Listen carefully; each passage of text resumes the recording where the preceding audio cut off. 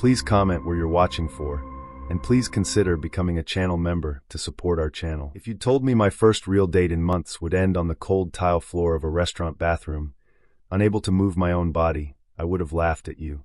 But that's exactly what happened. I met Wesley through a mutual friend at a small get-together. I noticed him almost immediately, not because he was loud or commanding, but because he was the opposite. He had this calm, shy air, the kind of guy who doesn't force himself into the center of the conversation, but somehow still draws your eye. That night, he wore a navy sweater that made his hazel eyes look impossibly warm. I caught him smiling at my jokes across the room, and I thought, why not? So I approached him. He seemed surprised I wanted to talk to him, which only made him more attractive. We fell into conversation about music, classic rock, cheesy 80s ballads, and he admitted he still sang boy band songs in the shower.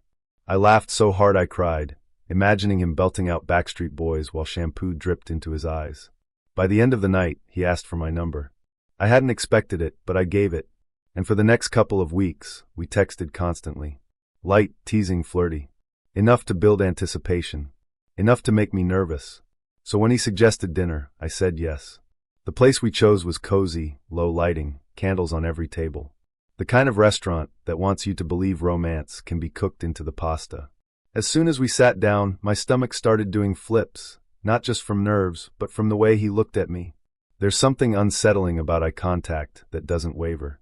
He listened like I was the only person in the world, his gaze locked onto mine, nodding gently as I talked.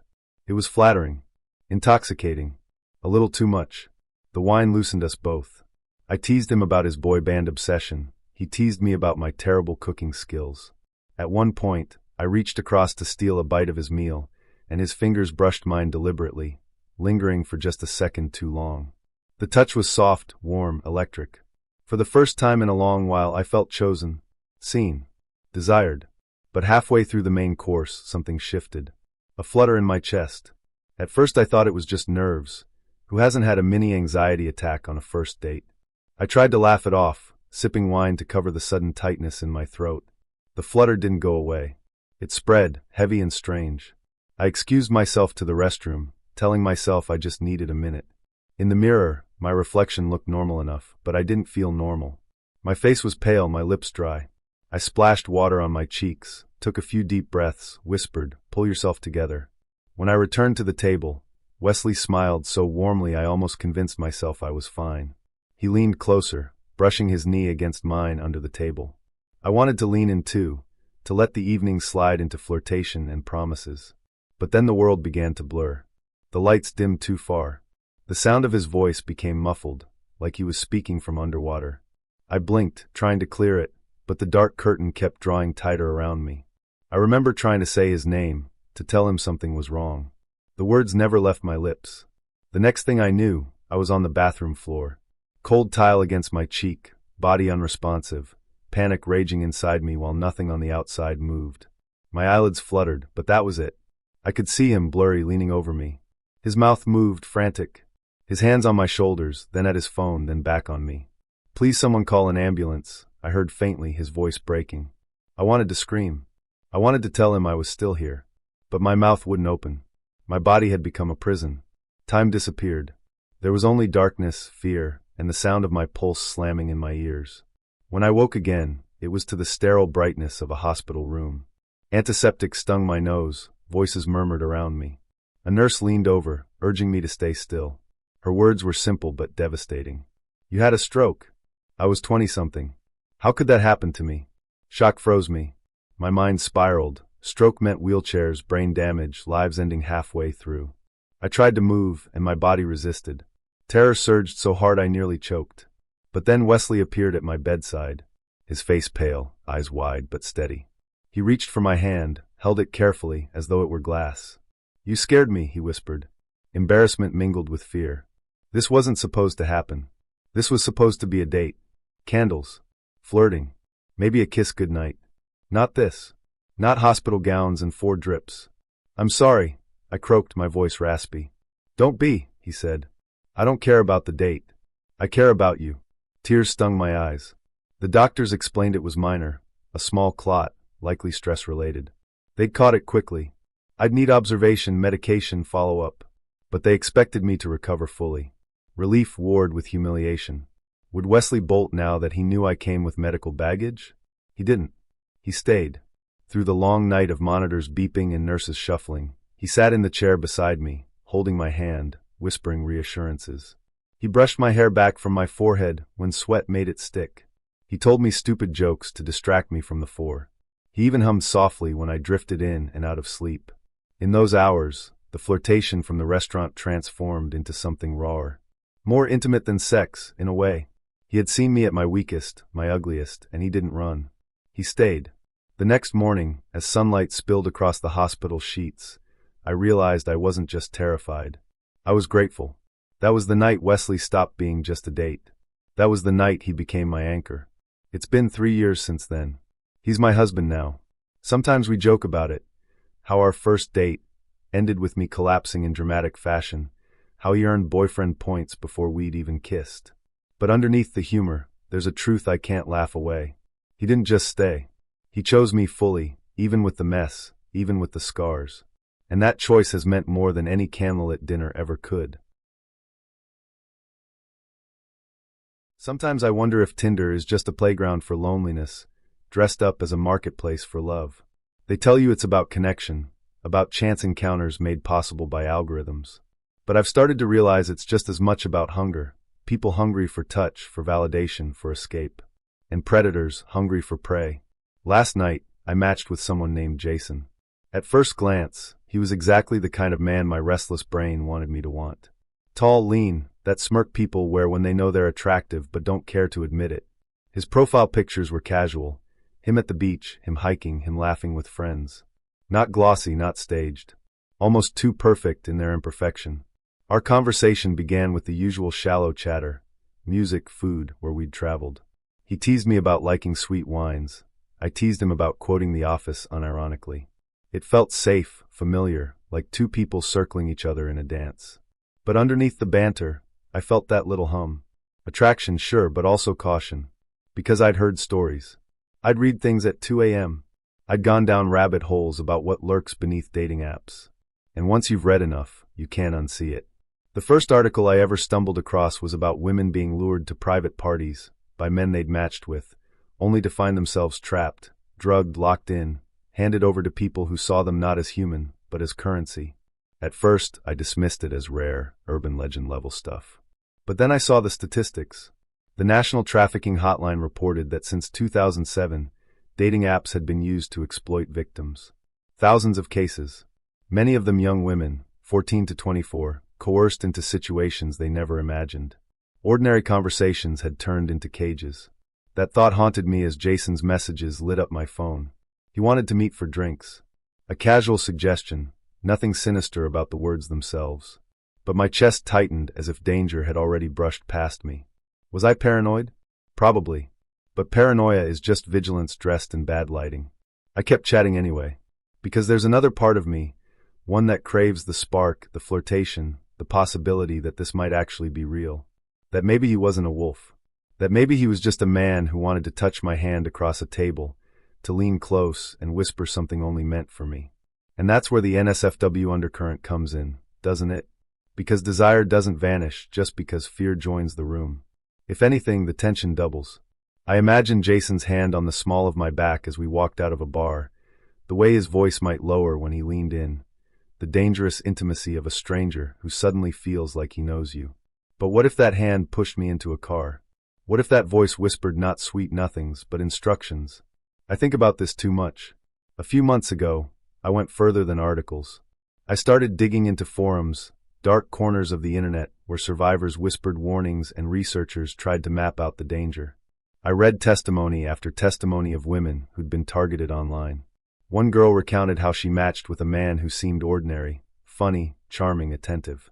He invited her to meet in a public place, but insisted on picking her up first. Easier, he'd said. She never came home. When she escaped months later, she was broken in ways I don't want to write down here. I can't get her words out of my head. They don't look like monsters. They look like boyfriends. That's the detail that keeps me up at night. Predators don't look like predators. They look like Jason. And here's the part that really twisted my gut. Some of them were caught. Arrested. In one nearby city, police uncovered a man who had been using Tinder to lure women to dates, only to drive them to remote locations. He hadn't yet killed anyone, but the fear he left behind was permanent. When I read that article, I clicked through his photos. They could have been Jason's. Smiling on a beach, arms around friends, a face you'd trust if you didn't know better.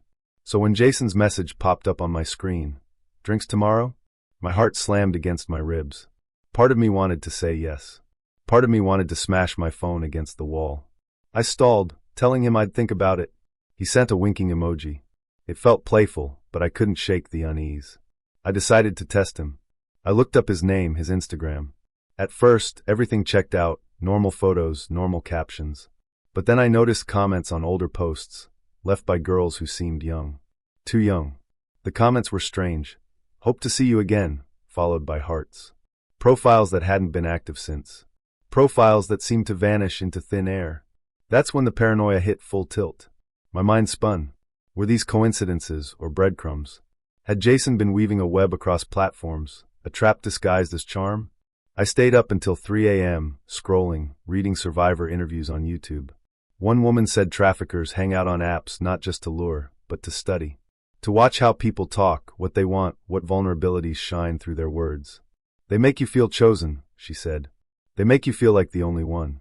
And then they take everything." I lay in bed, phone pressed to my chest, trembling. That's when another message came in. "Jason again. Still up? Wish I could see you."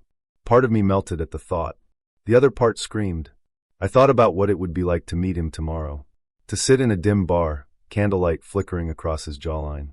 To sip wine while his knee brushed mine under the table. To feel the thrill of being wanted. But then I thought about following him to his car. About the click of a lock. About the way silence would swallow me if I screamed. I couldn't do it. At 4 a.m., I unmatched him. Blocked his number. My hands shook as I pressed the buttons. Relief and regret twisted together in my stomach, a sick cocktail.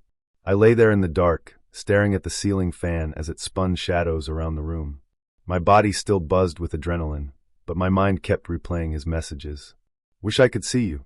What if he had been real? What if I just cut off the possibility of something beautiful? That's the cruelty of this digital age. Love and danger use the same language now. The same emojis. The same late-night invitations. Mexico is never quiet. Not really. Even in the middle of the night, the city breathes and rattles like some enormous body that refuses to sleep. Car horns bark, radios mutter through thin walls, someone laughs too loudly in the alley below. At first, I thought the noise would smother me. But after 3 years here, I've realized I need it. The sound of this place is proof I'm not alone, even when I feel loneliest. That loneliness was exactly why I downloaded Tinder. I'd told myself I was above it, that I'd meet someone in the plaza, or at a language exchange, or while waiting in line for tacos. But the truth was simpler and sadder. I wanted someone in my bed. Someone to whisper with when the heat made sleep impossible. Someone whose hand would brush mine not just by accident, but because they wanted it there. And then came Vicky. Her profile wasn't curated like the others. No fake poses, no cropped X's, no bathroom selfies. Just 3 simple photos, all slightly underlit, all authentic. In one, she was eating a squites with messy hair and a mischievous smile. The caption read, "Soy maestra de primaria, mi rio facil." I'm a primary school teacher. I laugh easily. Her eyes were green, and I swear they looked like they were deciding whether to tease you or forgive you. We matched instantly. My opening line was a joke about her corn cup. Her reply was a jab about my Spanish. Within a few minutes, she suggested we meet at a cafe she liked, a small tiled corner shop with glass windows and fresh conscious every morning. The day of the date, I found myself grooming like a teenager. I shaved twice, ironed my shirt, even dabbed cologne behind my ears. I kept telling myself this wasn't a big deal, just coffee, just conversation. But my reflection looked like a man preparing for confession. When I arrived, she was already there, wearing a yellow-orange dress that hugged her curves in a way I couldn't ignore. She waved, a smile blooming across her face. My chest tightened, like I'd been sucker-punched by sunlight. "Two Eries?" she teased as I approached. I nodded, trying not to grin like an idiot. We hugged, kissed each other's cheeks, and her perfume brushed across my skin like a secret I wasn't supposed to know. The first hour felt like stolen time. We split a conchus, fingers brushing when we tore the pastry in half, sugar dust clinging to her lips in a way that made me want to lean across the table and lick it away. She told me about her students, how one boy had tried to sneak a cricket into class by hiding it in his shoe. I laughed so hard I spilled coffee, and she leaned in with a napkin, dabbing at the mess dangerously close to my thigh. Her laughter floated through the cafe like a melody. My nerves gave way to something else. Heat, anticipation, the thrill of knowing this wasn't just friendly banter. There was a current running under our words, the kind you can feel in your stomach before it ever shows on your face. When she suggested a walk, my pulse jumped. "Conozco un señor que hace elotes que te van a cambiar la vida," she said. "I know a guy who makes corn that'll change your life." The sun outside was brutal, pressing itself against the city like a hand on skin. The sidewalks shimmered, and I could already feel sweat pooling at the base of my neck. Vicky walked beside me, our arms brushing now and then, small touches that carried more charge than they should have. Once her fingers grazed mine, deliberate, and stayed just a beat too long. I let them. We passed through streets humming with life, vendors shouting, buses groaning, kids chasing a soccer ball between parked cars. But the world seemed to shrink to her and me. At one point, she leaned close, pointing out a mural of Frida Kahlo. Her breath touched my ear, warm and intimate, and goosebumps ran down my arms. That's when I heard it, the bark. It came from the alley just ahead. Short, sharp, guttural. I glanced over, but saw nothing but shadows, a dumpster, and a refrigerator tipped on its side. Vicky laughed nervously, as if the sound didn't matter. We kept walking. Her elote man appeared like an angel of corn, his cart gleaming with ears steaming under a cloth, cheese crumbles, mayonnaise, and cut limes. He smiled like we were the only customers who mattered. He dressed the corn heavily, and Vicky handed me one, daring me to bite. The heat, the salt, the chili, it all hit at once, messy and perfect. That's when the second bark came. Louder, longer, and then it moved. From behind the dumpster, a dog emerged. Thin, ribs showing, patches of fur missing. Its eyes were wild, its lips peeled back to reveal teeth yellowed with hunger and hate. I froze. So did she. The dog growled, low and deliberate, a sound that vibrated in my bones. I raised my hands instinctively, palms out. "Quieto," I said, voice calm but shaking. Vicky took one step back. The dog took two forward. The tension snapped like a rubber band. It lunged. I shoved myself in front of her without thinking. Its teeth sank into my shin, pain erupting like fire. I kicked, stumbling, heart thundering. Vicky gasped, dropping her corn, hands fluttering uselessly in panic. The dog turned its attention to her. She was frozen, dress clinging to her in the heat, calf exposed like an invitation.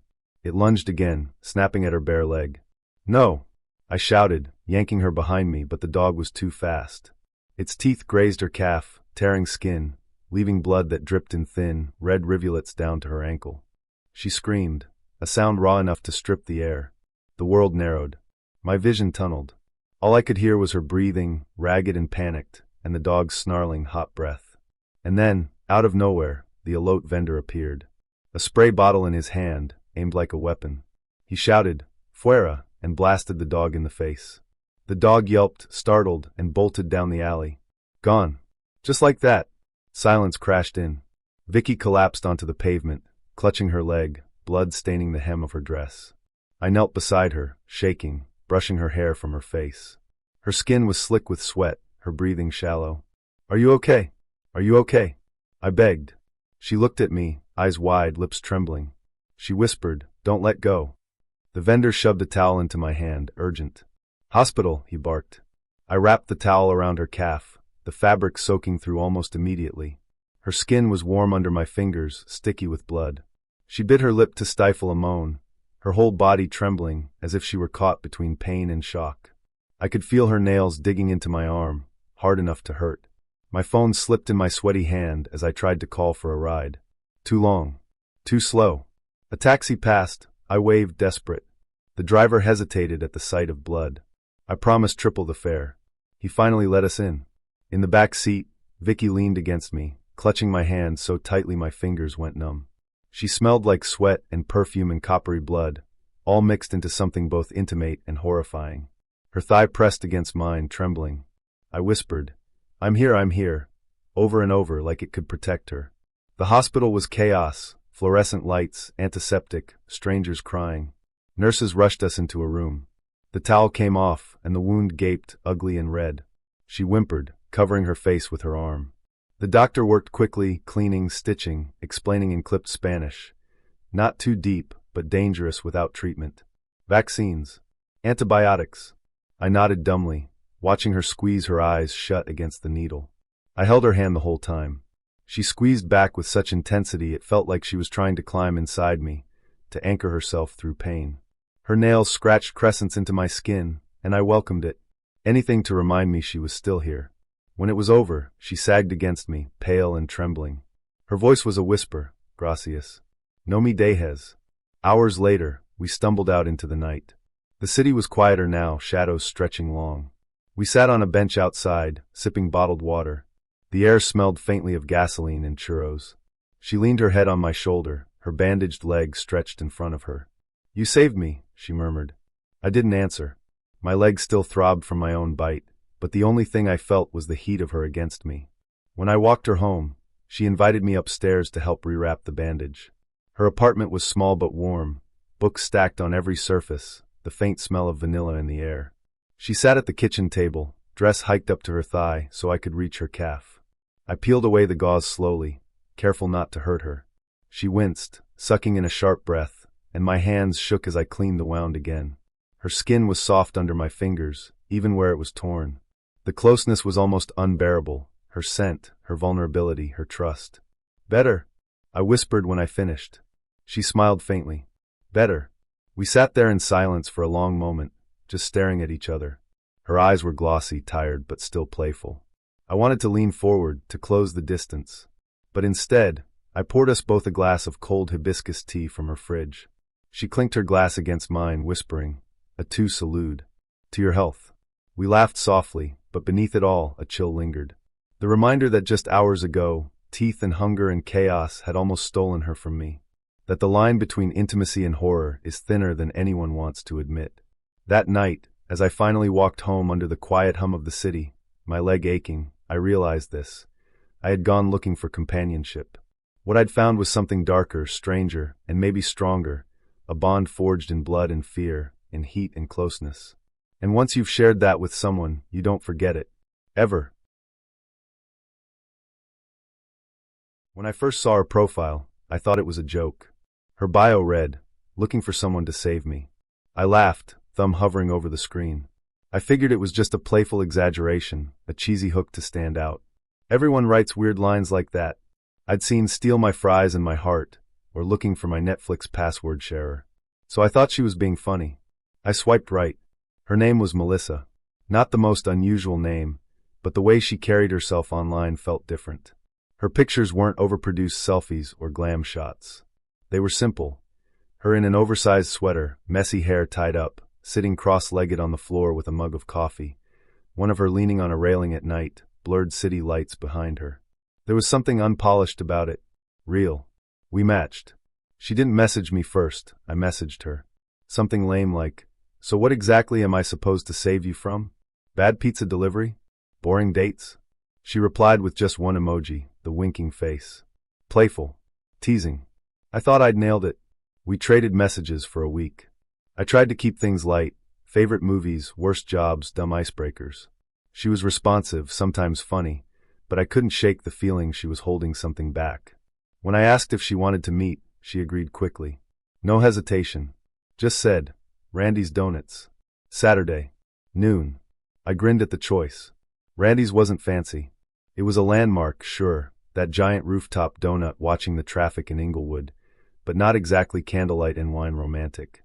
Still, it was public, easy, and cheap. Fine by me. I got there 10 minutes early. The air smelled like sugar and fried dough, sweet and heavy. People milled in and out, some grabbing coffee on the run, others sitting in plastic booths under fluorescent lights. She was already there. Melissa sat in the far corner, hoodie pulled tight around her face, styrofoam cup clutched in both hands. She looked smaller than her photos, more fragile. When she looked up and saw me, her eyes darted like she wasn't sure if I was real or not. I walked over, forcing a smile. "Melissa?" She nodded quickly. "Andrew?" "Yeah. Hey. Good to finally meet you." I slid into the seat across from her. She gave a faint smile, then looked down at her cup. "So," I said, trying to ease the tension. Randy's Donuts. Solid choice. I mean, who doesn't love a coffee and a glazed? She didn't laugh. I tried again. I thought you were kidding on your profile. The whole save me thing. I figured it was, a joke. Her eyes lifted to mine then, and I swear I felt the weight of them hit me like a punch. I wasn't kidding, she said softly. The air seemed to shift. What do you mean? I asked, my voice lower now. She glanced around the shop, scanning every face like she was checking for ghosts. Then she leaned closer, whispering so quietly I had to bend forward to hear her. I need help. I can't do this alone. My stomach twisted. Help with what? Her sleeve slid back as she reached for her cup. That's when I saw the bruises. Dark, yellowing smudges climbing up her forearm. My throat closed. Melissa. It's my boyfriend, she said quickly, words tumbling out. He's not just mean, Andrew.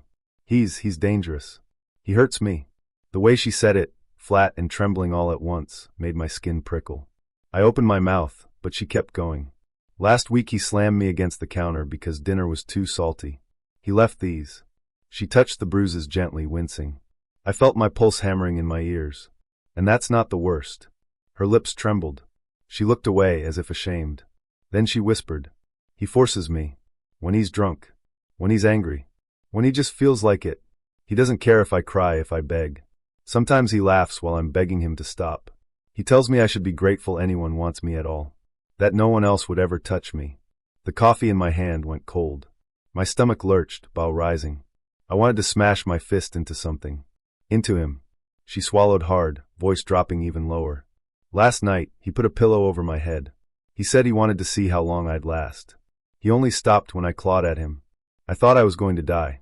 My hands shook around the cup. People around us were laughing, scrolling their phones, eating donuts like nothing was wrong, and here she was, whispering horrors into the air like confessions. I didn't put that bio to be funny, she said. I put it because I'm desperate. Because I need out.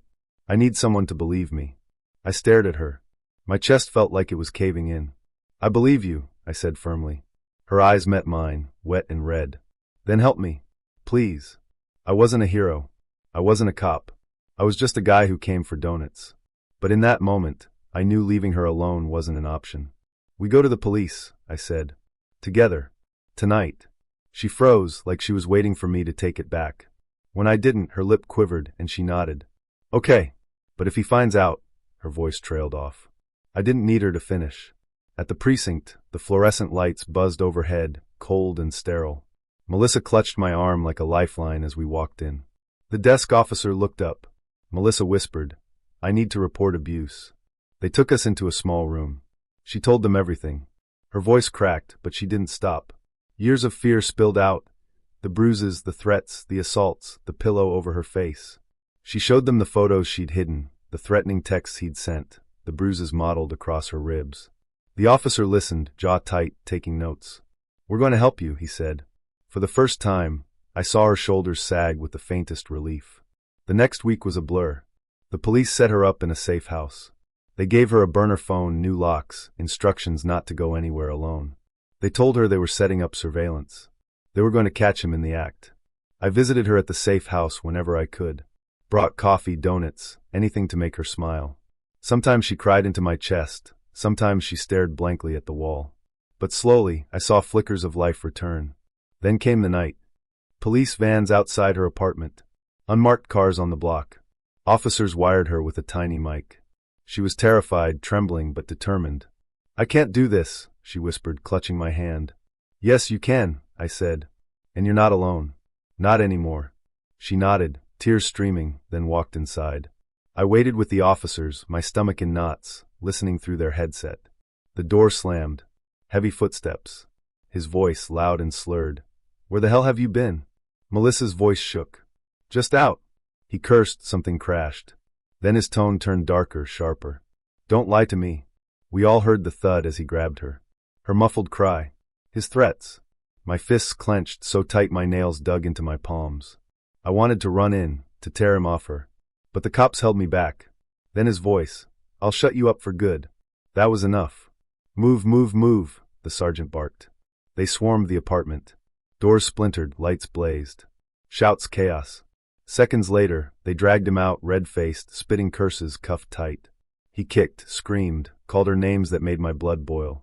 Melissa collapsed into my arms, sobbing, shaking like her body was finally letting go of years of fear. At the station afterward, she sat under the harsh lights, sipping a styrofoam cup of coffee. She looked exhausted, broken, but alive.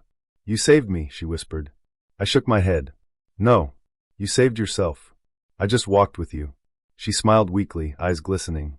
"That's all I needed. Someone to walk with me." I don't know what happened to her long term. Court cases, therapy, rebuilding, it's a marathon. But I'll never forget that night. And every time I drive past Randy's Donuts, that giant rooftop circle glowing over the freeway, I think of Melissa.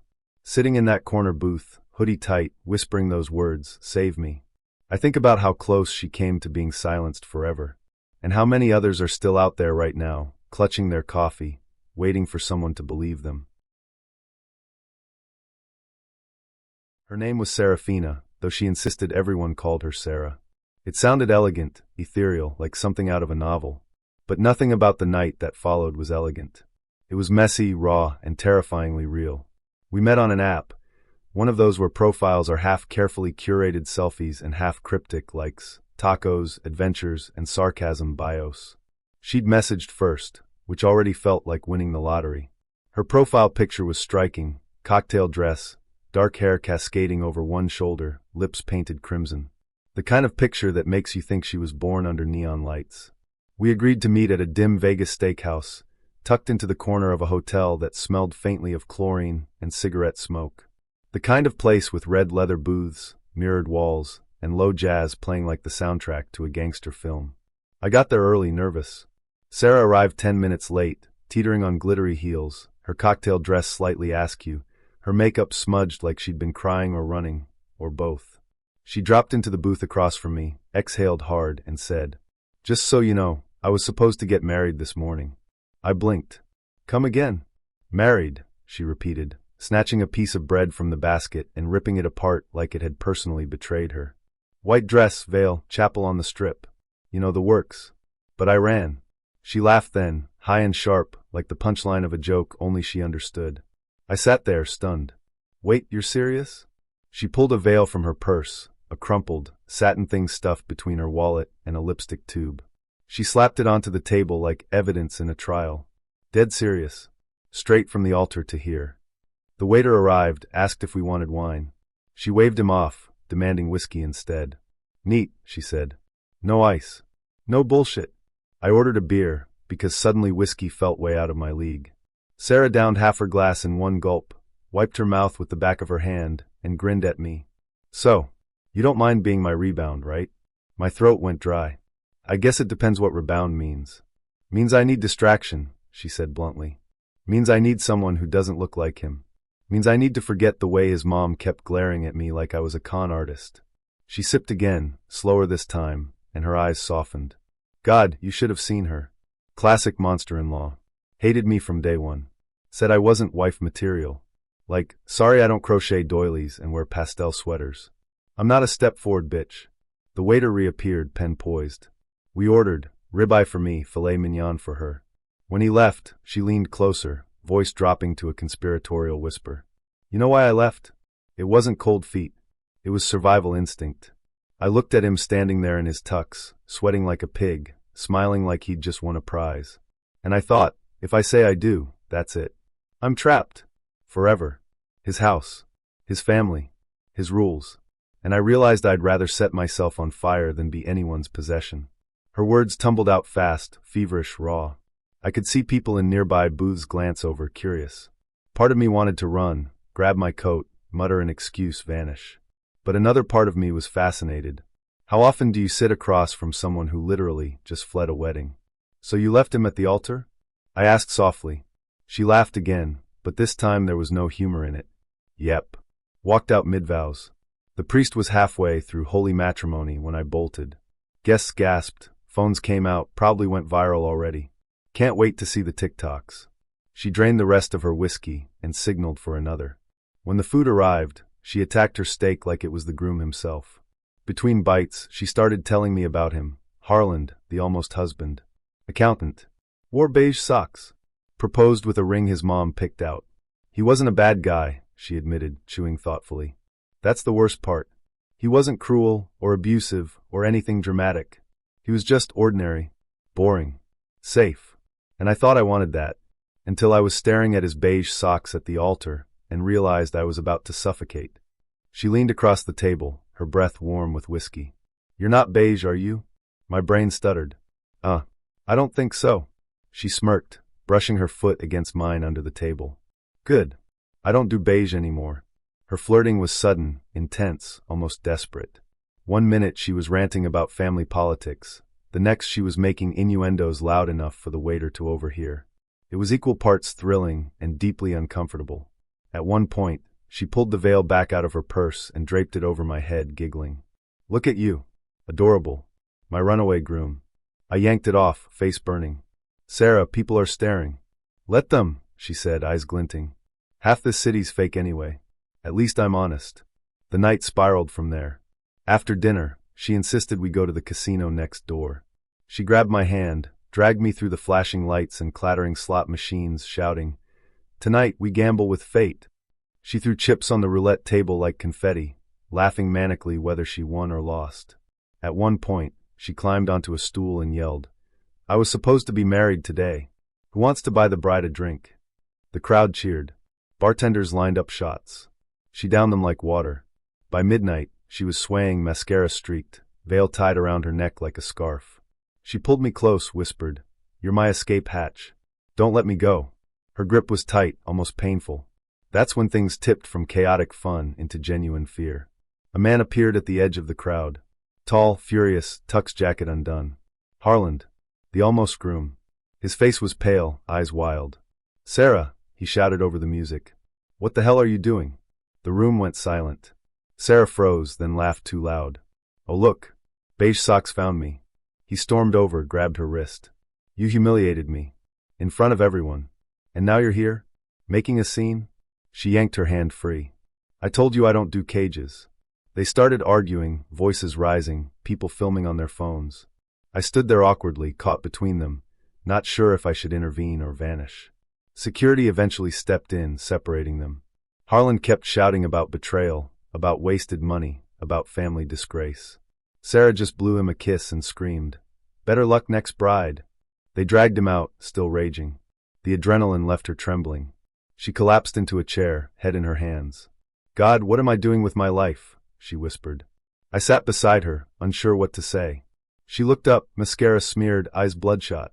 "You think I'm insane, don't you?" I hesitated. "I think you're intense." She laughed weakly. "That's polite for crazy." For a moment, the mask dropped. She wasn't the wild runaway anymore.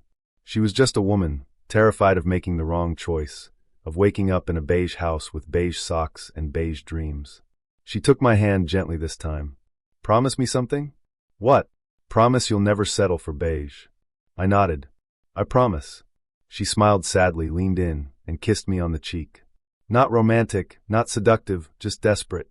Then she stood, adjusted her veil scarf, and whispered, "Thanks for being my rebound. You're free now." And just like that, she vanished into the Vegas night. His name was Mortimer, though he told me to call him M.O. I probably should have bailed right then. We'd been chatting online for a week, and M.O. seemed harmless enough, funny in a dad joke kind of way, a little self-deprecating, maybe too many emojis. He suggested we meet at a diner in Cleveland, one of those classic greasy spoons with neon signs buzzing outside and laminated menus that smelled faintly of syrup and Windex. It wasn't glamorous, but I liked diners. Neutral ground. Neutral prices. Easy exit if things went south.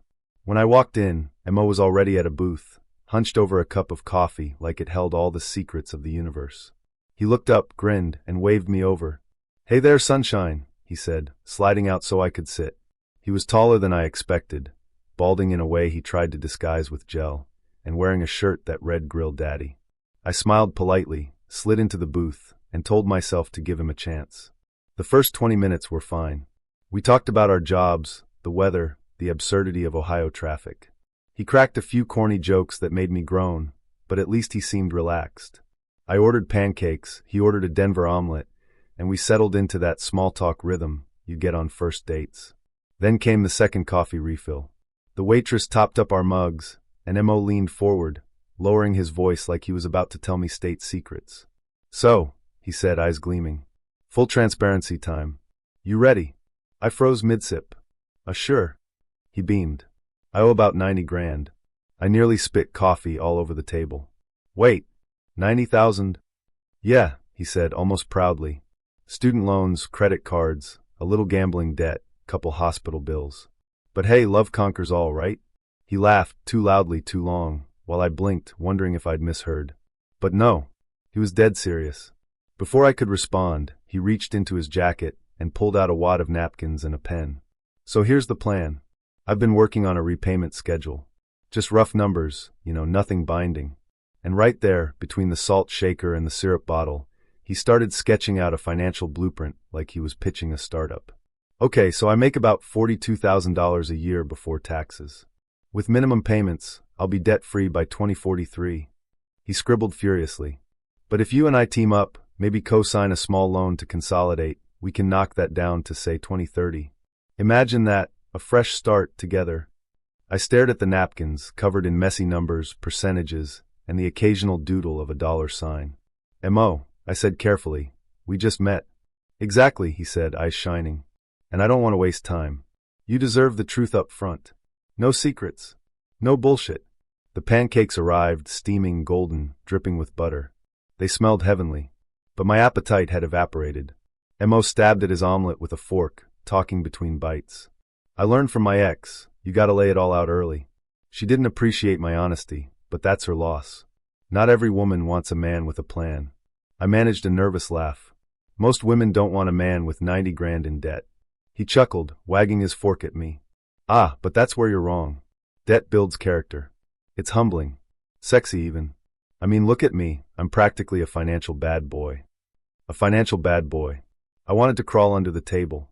The waitress walked by, gave me a sympathetic glance, and muttered, Need anything, hon? I almost begged her to call 911. M.O. leaned closer, lowering his voice to a conspiratorial whisper. Debt isn't just numbers. It's intimacy. It's like foreplay. I nearly choked on a bite of pancake. Excuse me? Think about it, he said, eyes wide. Letting someone into your finances is more intimate than sex. Anyone can get naked. Not everyone can share their credit score. I wanted to scream. Instead, I pushed my plate away, folded my hands, and said, Mo, I don't think this is going to work out. His face fell. For a moment, I thought he might actually cry. But then he rallied, slapping the table so hard the syrup bottle rattled. Don't say that. We're meant to be. You're the first woman I've told the full number to on the first date. That means something. It means you overshare, I muttered. No, he insisted. It means trust. It means partnership. It means us. I slid out of the booth, fumbling for my coat. It means I'm leaving. He scrambled after me, napkins fluttering from his hands. Wait. At least let me explain the interest rates. The entire diner was staring now. Truckers, college kids, an old couple in the corner. I bolted for the door, but M.O. followed me into the parking lot, still waving his scribbled repayment plans. Don't you see? Love is debt. Debt is love. You're my co-signer of destiny. My Uber pulled up at that exact moment, a blessed miracle. I dove into the back seat, slamming the door as M.O. pounded on the window with a greasy palm. The driver glanced at me in the rearview mirror. Bad date. The worst, I said, breathless. Mo's voice echoed through the glass. Call me baby. We'll consolidate together. As we pulled away, I looked back one last time. He was standing in the rain under the neon diner sign, napkins plastered to his chest, screaming about APR like a prophet no one asked for. And that's when I realized, some people overshare about their pets, their parents, their politics. But M.O. thought debt was a love language, and that was 90,000 reasons too many to ever see him again. Her name, or at least the name she gave me on the app, was Persephone, which should have been my first clue she was trouble. Anyone who names themselves after the literal queen of the underworld is either a mythology nerd or a chaos gremlin. Spoiler, she was both. We matched on a Wednesday, and by Thursday night we were meeting up at a Five Guys in downtown Boston. Not glamorous, but her profile had given off this easygoing, I don't need candlelight, I just need fries energy. That, plus the fact she had the kind of photos that made you think, okay, this could actually be something. When I walked into the burger joint, greasy air hitting me like a wall, I scanned the room for the girl from the pictures, sleek hair, sharp eyeliner, cheekbones that could cut glass. Instead, I saw a woman waving at me from the back booth. And she looked nothing like her photos. Similar vibe, sure. Same eyes, maybe. But the face? Softer. The hair? Different. The build? Off. I froze mid-step, thinking maybe I'd walked into the wrong Five Guys. But she waved again, grinning like we'd been friends for years. Hey, over here. I sat down, trying not to look like I'd been catfished, but my brain was already screaming. That's not her. That's someone else.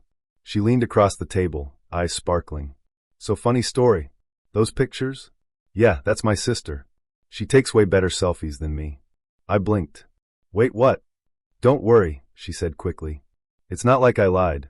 We're basically identical if you squint. People always mix us up. I opened my mouth, then closed it again. The confidence with which she said it almost made me doubt myself. Almost. Anyway, she continued, flipping her hair. Now that you're here, I'm glad I came clean. Honesty is sexy, right? Sexy. She said that word while dipping a fry into mayo and staring at me like she was auditioning for a low-budget music video. The line for food was buzzing behind us. The smell of sizzling beef filled the room. But all I could focus on was the fact that I'd been bait and switched, and Persephone didn't seem even a little bit sorry.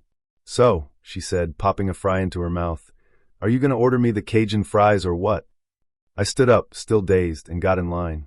Behind me, a couple of college kids whispered, probably sensing my walk of shame energy. When I came back with 2 bags of greasy food, she clapped her hands like a kid at Christmas. Perfect. Just like in the pics. I raised an eyebrow.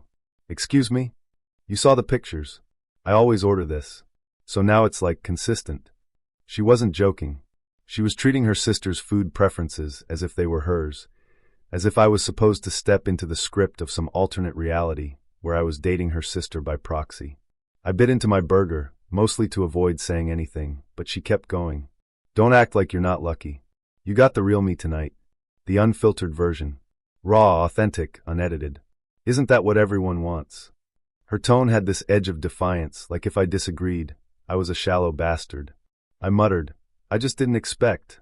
She cut me off. Expectations are bullshit. You wanted a hot girl, right? Check. You wanted good conversation, right? Double check. You wanted someone who knows how to handle a burger? Baby, I'm triple checking all your boxes. That last line came out low, almost sultry, and it sent a weird shiver down my spine. Because suddenly, this wasn't just false advertising. It was a seduction attempt by someone who'd rewritten the rulebook entirely. And she wasn't subtle. Halfway through her burger, she licked ketchup off her thumb in a way that was a little too deliberate for Five Guys at 8 p.m. Then she leaned closer, her perfume clashing with the greasy fry smell, and whispered, Tell me honestly, doesn't it turn you on that I lied? That I fooled you? That I got you here, and you're still sitting? I nearly choked on a fry. Oh no, not really. Her eyes narrowed. Liar. The table next to us burst out laughing at something on their phones, and for a moment I wished I could swap lives with any of them. Because sitting across from Persephone was like being trapped in a weird, low-stakes porno where the plot made no sense, but the actress refused to break character. Then she dropped the kicker. So when do you want to meet my sister? I froze. I'm sorry, what? She smirked. Oh, she knows about this. We share everything. Clothes, makeup, men. Don't look so shocked. You'd love her. She's the upgraded version. My jaw hit the floor. Upgraded? She nodded, sipping her soda. Taller. Skinnier. Better hair. But don't worry, she's not as fun as me. I'm the freaky one. She's the classy one. Together, we're the perfect package. She said freaky, with a wink that made me want to crawl into the fryer and never come out. I stammered, I think I should go. She slammed her palm on the table, startling the guy behind us. Don't bullshit me. You're turned on right now. Every eye in the Five Guys turned to us. My face burned so hot it could have melted the ketchup pumps. I scrambled for my coat, muttering excuses, but Persephone just leaned back, smug. Run all you want, baby. You'll come crawling back. They always do. Curiosity's a horny little bitch. The words echoed in my skull as I bolted out the door, greasy air clinging to me like a curse. Outside, Boston traffic roared past, horns blaring, neon lights reflecting on the wet pavement. I sucked in a deep breath of cold air, trying to wash the fries insects hybrid vibe out of my lungs. But as I glanced back through the window, Persephone was still there, licking salt off her fingers and watching me go with a grin that said, "Game over?" Nah. Round two's coming. I didn't wait to find out. I walked fast, then ran faster, vowing never to trust a profile picture again. Because catfishing isn't just lying about who you are. Sometimes it's setting a trap so bizarre, so unhinged, that even when you escape, you're left wondering if you somehow lost. His name was Archibald, though he went by Archie. He was tall, soft-spoken, and the kind of guy you'd expect to see reading poetry on a subway. When we matched, he seemed sweet, bookish, thoughtful, maybe a little shy.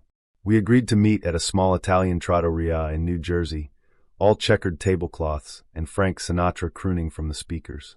I walked in, spotted Archie waving nervously from a corner booth, and felt a flicker of relief. He looked normal, harmless. Then I noticed the woman sitting at the booth directly behind him. Older, big hair, floral blouse, eyes sharp as knives. She was pretending to read a menu, but her gaze kept flicking between me and Archie like she was grading us. Who's that?" I whispered as I slid into the booth. Archie flushed pink. "Oh, that's my mom. Don't worry, she's just here to read the energy." "Read the energy?" "She won't interfere," he said quickly. "She just likes to make sure I'm safe." The words hung in the air like bad garlic. The waiter dropped off water, and Mom leaned over the booth divider, her perfume smacking me in the face. "She's got nice posture, Archie," she said in a thick Jersey accent. "Strong hips. Good for children." I nearly spit my water. Archie giggled nervously and ducked his head. I tried to salvage it by talking about books, but every time I opened my mouth, his mom would lean closer, listening like a spy. She made little noises, approving hums, disapproving clucks, like a judge on a cooking show. Halfway through the breadbasket, she slid into our booth. Just sat down like she belonged there. "I'll only be a minute," she said, ignoring my wide eyes. "So, tell me, sweetheart, do you cook? Do you clean? Do you satisfy?" I choked on my breadstick. "Excuse me?" She leaned in, smile coy, lipstick too red. "Archie's last girlfriend was a dud. Pretty but no spark.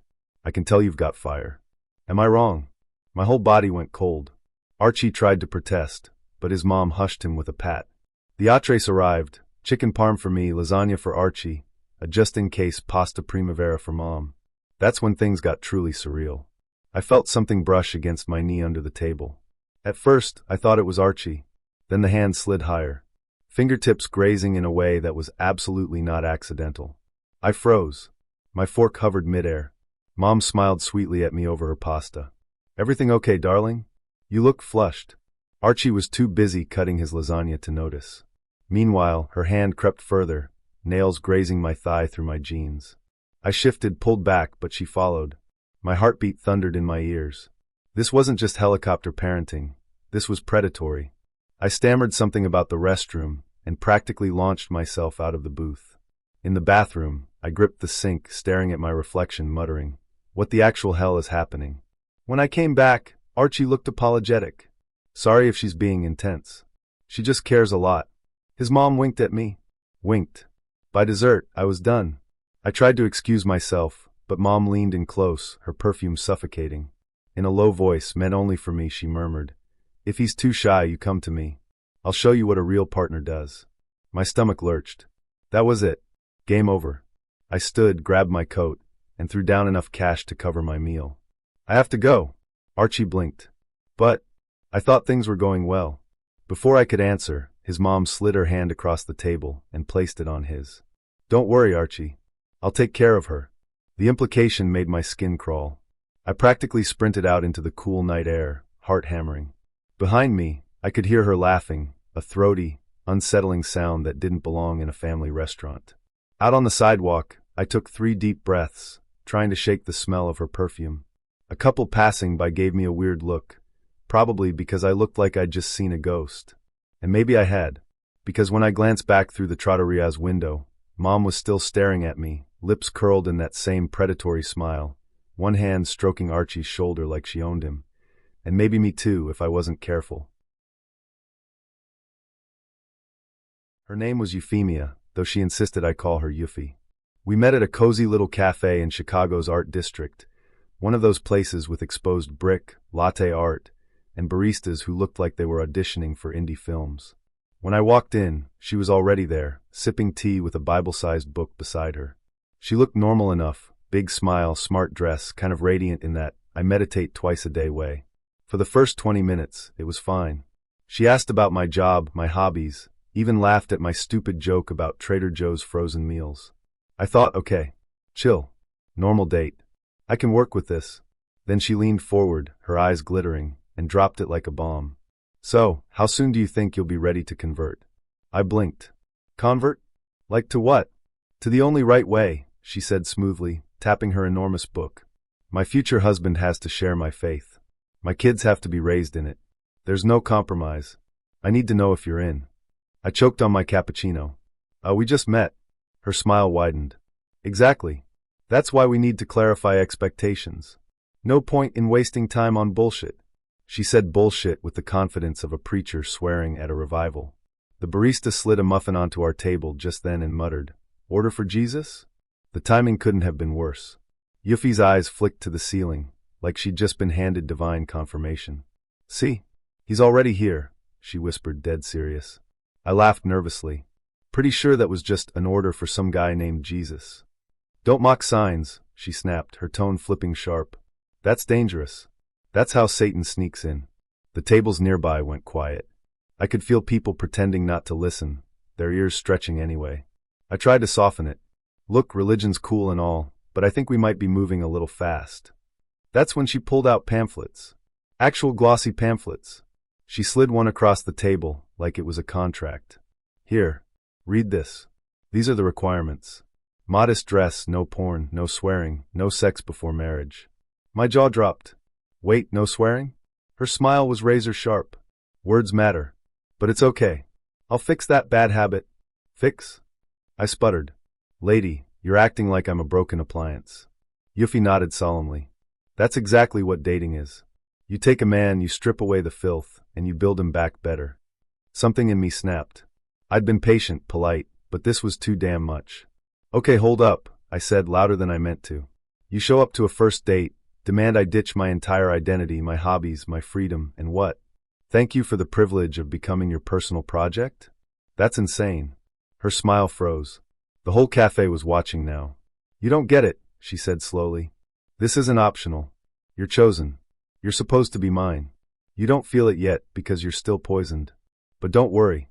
I can wait." She reached across the table and touched my hand. Her fingers were cold. "By the second date, you'll feel it. By the third, you'll be begging me to lock you in." "Lock me in?" I yanked my hand back. "What the hell does that even mean?" She just smiled again, eerie and calm. "You'll see." At that point, I'd had it. I stood up, muttered something like, "Nope, I'm done, screw this," and started walking out. But Yuffie wasn't about to let me go quietly. She stood too, voice ringing through the cafe. "This man doesn't respect purity. He's enslaved by lust." People gasped. Someone actually clapped. I don't know if they thought it was performance art, but my face burned like I'd just been roasted alive. The barista finally called over. "Ma'am, you need to leave if you're gonna start yelling." Yuffie pointed at me like a witch at trial. "He's damned unless he converts." "Damned." I bolted for the door, nearly tripping over a chair. Outside, the crisp Chicago air hit my face like a baptism. Behind me, I could hear her still ranting, voice muffled through the glass. The last glimpse I had before I turned the corner was Yuffie pressing her palms against the cafe window, smiling at me like a lover, mouthing the words, "You'll see." His name was Thaddeus, and he had that hipster lumberjack look, thick beard, flannel shirt, trucker hat, the kind of guy who could either fix your sink or start a cult. We met on an app, and he insisted on picking me up for the date. "Got a surprise for you," he texted. Something different. Different turned out to be a 2-hour drive out of Manhattan in his beat-up pickup truck that smelled like cedar chips and gasoline. By the time we hit the New Jersey backroads, my phone had 1 bar of service and my gut was screaming, bad idea. I asked, "So where exactly are we going?" Thaddeus just grinned, one hand on the wheel, the other drumming against a mason jar full of kombucha in the cup holder. "Hidden gem," he said. "Off the grid. You're gonna love it." We pulled up to what could generously be described as a cabin. More accurately, a shack in the woods. One flickering porch light, a sagging roof, and the faint sound of wind whistling through broken boards. The nearest sign of life was probably 3 counties away. He hopped out, clapped his hands, and said, "Welcome to paradise." Inside, the place smelled like mildew and old coffee. A single mug sat on the counter, a mattress on the floor. A dusty lantern flickered, throwing long shadows across the peeling wallpaper. My stomach twisted. "This isn't dinner," I said carefully. Thaddeus chuckled. "We don't need restaurants. That's all fake civilization. Out here, it's just us, nature, and truth." He said truth, like it was a person sitting in the corner with us. I glanced at the door, calculating my exit strategy. But before I could make an excuse, he pulled a log from a stack and tossed it into a rusty stove with a clang. "Sit. Relax. Take your shoes off. Stay a while." "Actually," I said, backing toward the door, "I think I should." That's when he blocked me, arms outstretched, grin widening. "You're safe here. Safer than in that broken city. Out there, men are weak. Women are corrupted. But here," he tapped his chest, "here it's real." Panic started gnawing at me. I fumbled for my phone. No signal. My hands shook as I typed out a text anyway, hoping it might go through. "Cabin. Creepy guy. Send help." Thaddeus noticed. His smile dropped. "You don't trust me?" "Of course I do," I lied. "I just need the bathroom." While he pointed down the hall, I ducked outside instead, bolting into the cold night air. My boots sank into mud as I sprinted toward the road. Behind me, Thaddeus's voice bellowed. "Hey, where you going?" Branches snapped, footsteps pounded. I didn't look back.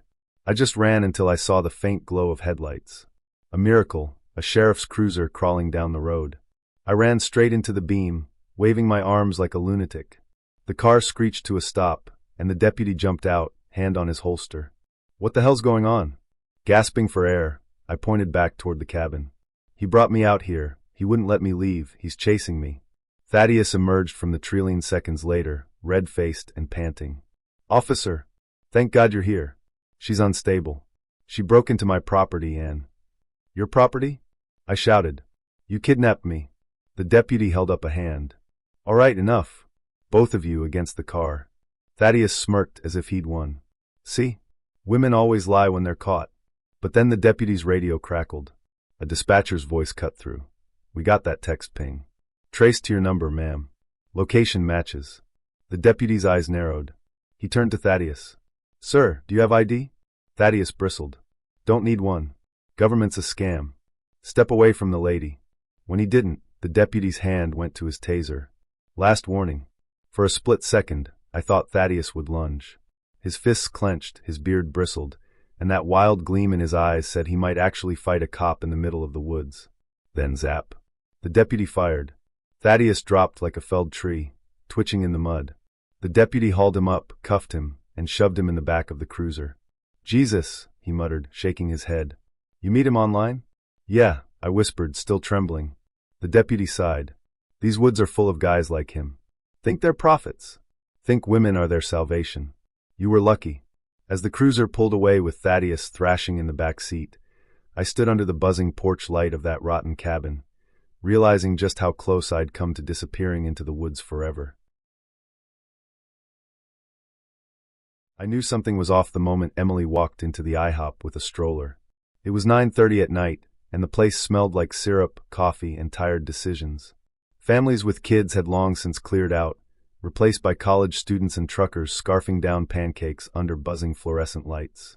I'd picked the spot because it was casual, neutral, easy. A safe zone for a first date. But Emily pushed in through the glass doors with a toddler clinging to her hip like a koala, and my brain just short-circuited. "Hope you don't mind," she said, not even pretending it was a question. "He comes everywhere with me. He's my little man." Little man?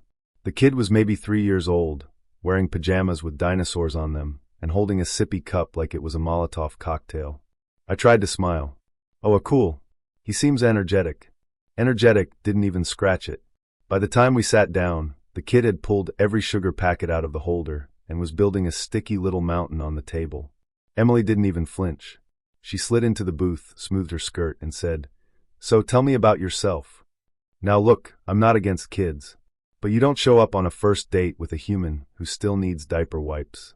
It felt less like a date and more like a job interview for temporary stepdad. We ordered pancakes, and while I was halfway through describing my job, Emily's phone buzzed. She glanced at it, frowned, and said, "Sorry, I have to take this." Business stuff. Then she stood up and walked out, leaving me with the kid. I blinked, looked at the kid, looked back toward the door. She was already gone. And then the chaos began. The toddler stared me down with those glassy, mischievous eyes kids get right before they unleash hell. He picked up his sippy cup, shook it like a grenade, and then, boom, juice everywhere. It sprayed across the booth, soaking my shirt, dripping into my lap. Nice, I muttered, blotting myself with a napkin. It looked like I'd just lost control of my bladder in front of half the restaurant. The kid giggled maniacally, like he knew exactly what he was doing. Then he stood up on the booth seat, stuck his sticky little hands in my hair, and yelled at the top of his lungs. Clean up! Clean up! Everybody everywhere! Heads turned. Every single table in the IHOP looked at me like I was a deadbeat dad who couldn't control his demon spawn. A waitress walked by, raised an eyebrow, and said, "Cute kid." I tried to explain, "Not mine." But she was already gone, smirking. Meanwhile, the toddler grabbed a fork and started stabbing at the butter packets, sending little splats of yellow flying across the booth. One landed on my cheek like a war wound. Another hit the waitress's shoe as she passed. "Buddy, chill," I whispered, trying to wrestle the fork away. But he had the grip strength of a Navy SEAL. That's when things got, let's say, extra awkward. In the middle of this chaos, the juice-soaked front of my jeans was clinging in a way that made it look like I was very excited to be there. Not in the fun way. In the "this toddler just hosed me down" way. People kept side-eyeing me, and I could feel their judgment radiating across the sticky floor tiles. I leaned across the table, whispering like I was in some hostage negotiation. "Please, little dude, just eat your pancake. Just sit."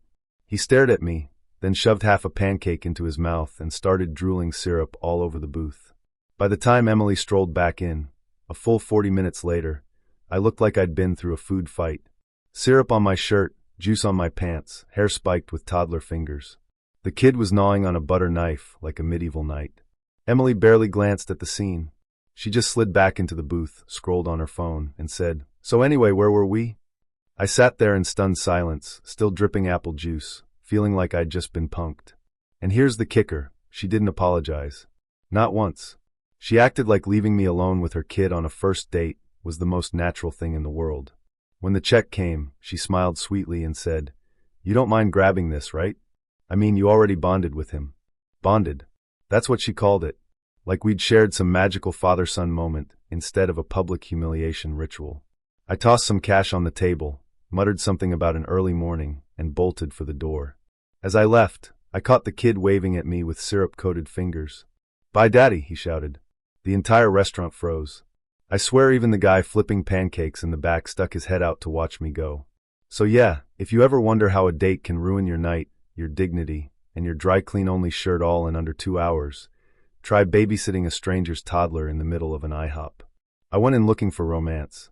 I left feeling like I owed child support.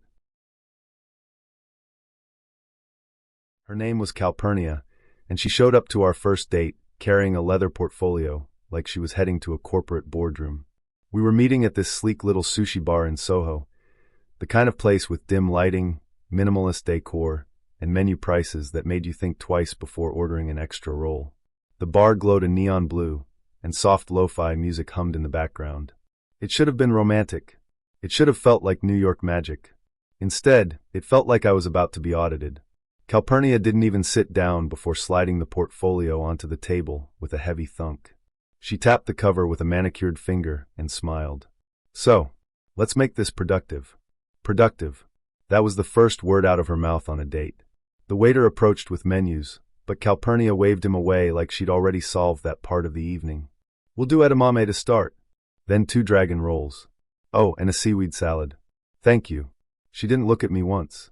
When the waiter left, she opened the portfolio to reveal color-coded spreadsheets. Actual spreadsheets. She had charts. She had graphs. She had bullet points.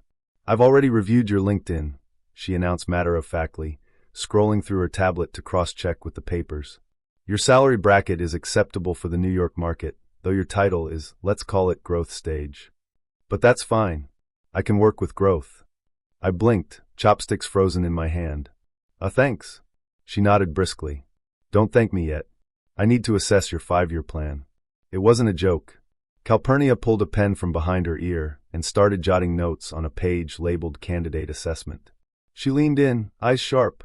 Where do you see yourself in 5 years? And don't give me that cliché answer about being happy. I want quantifiable goals. I stammered something about career advancement and travel.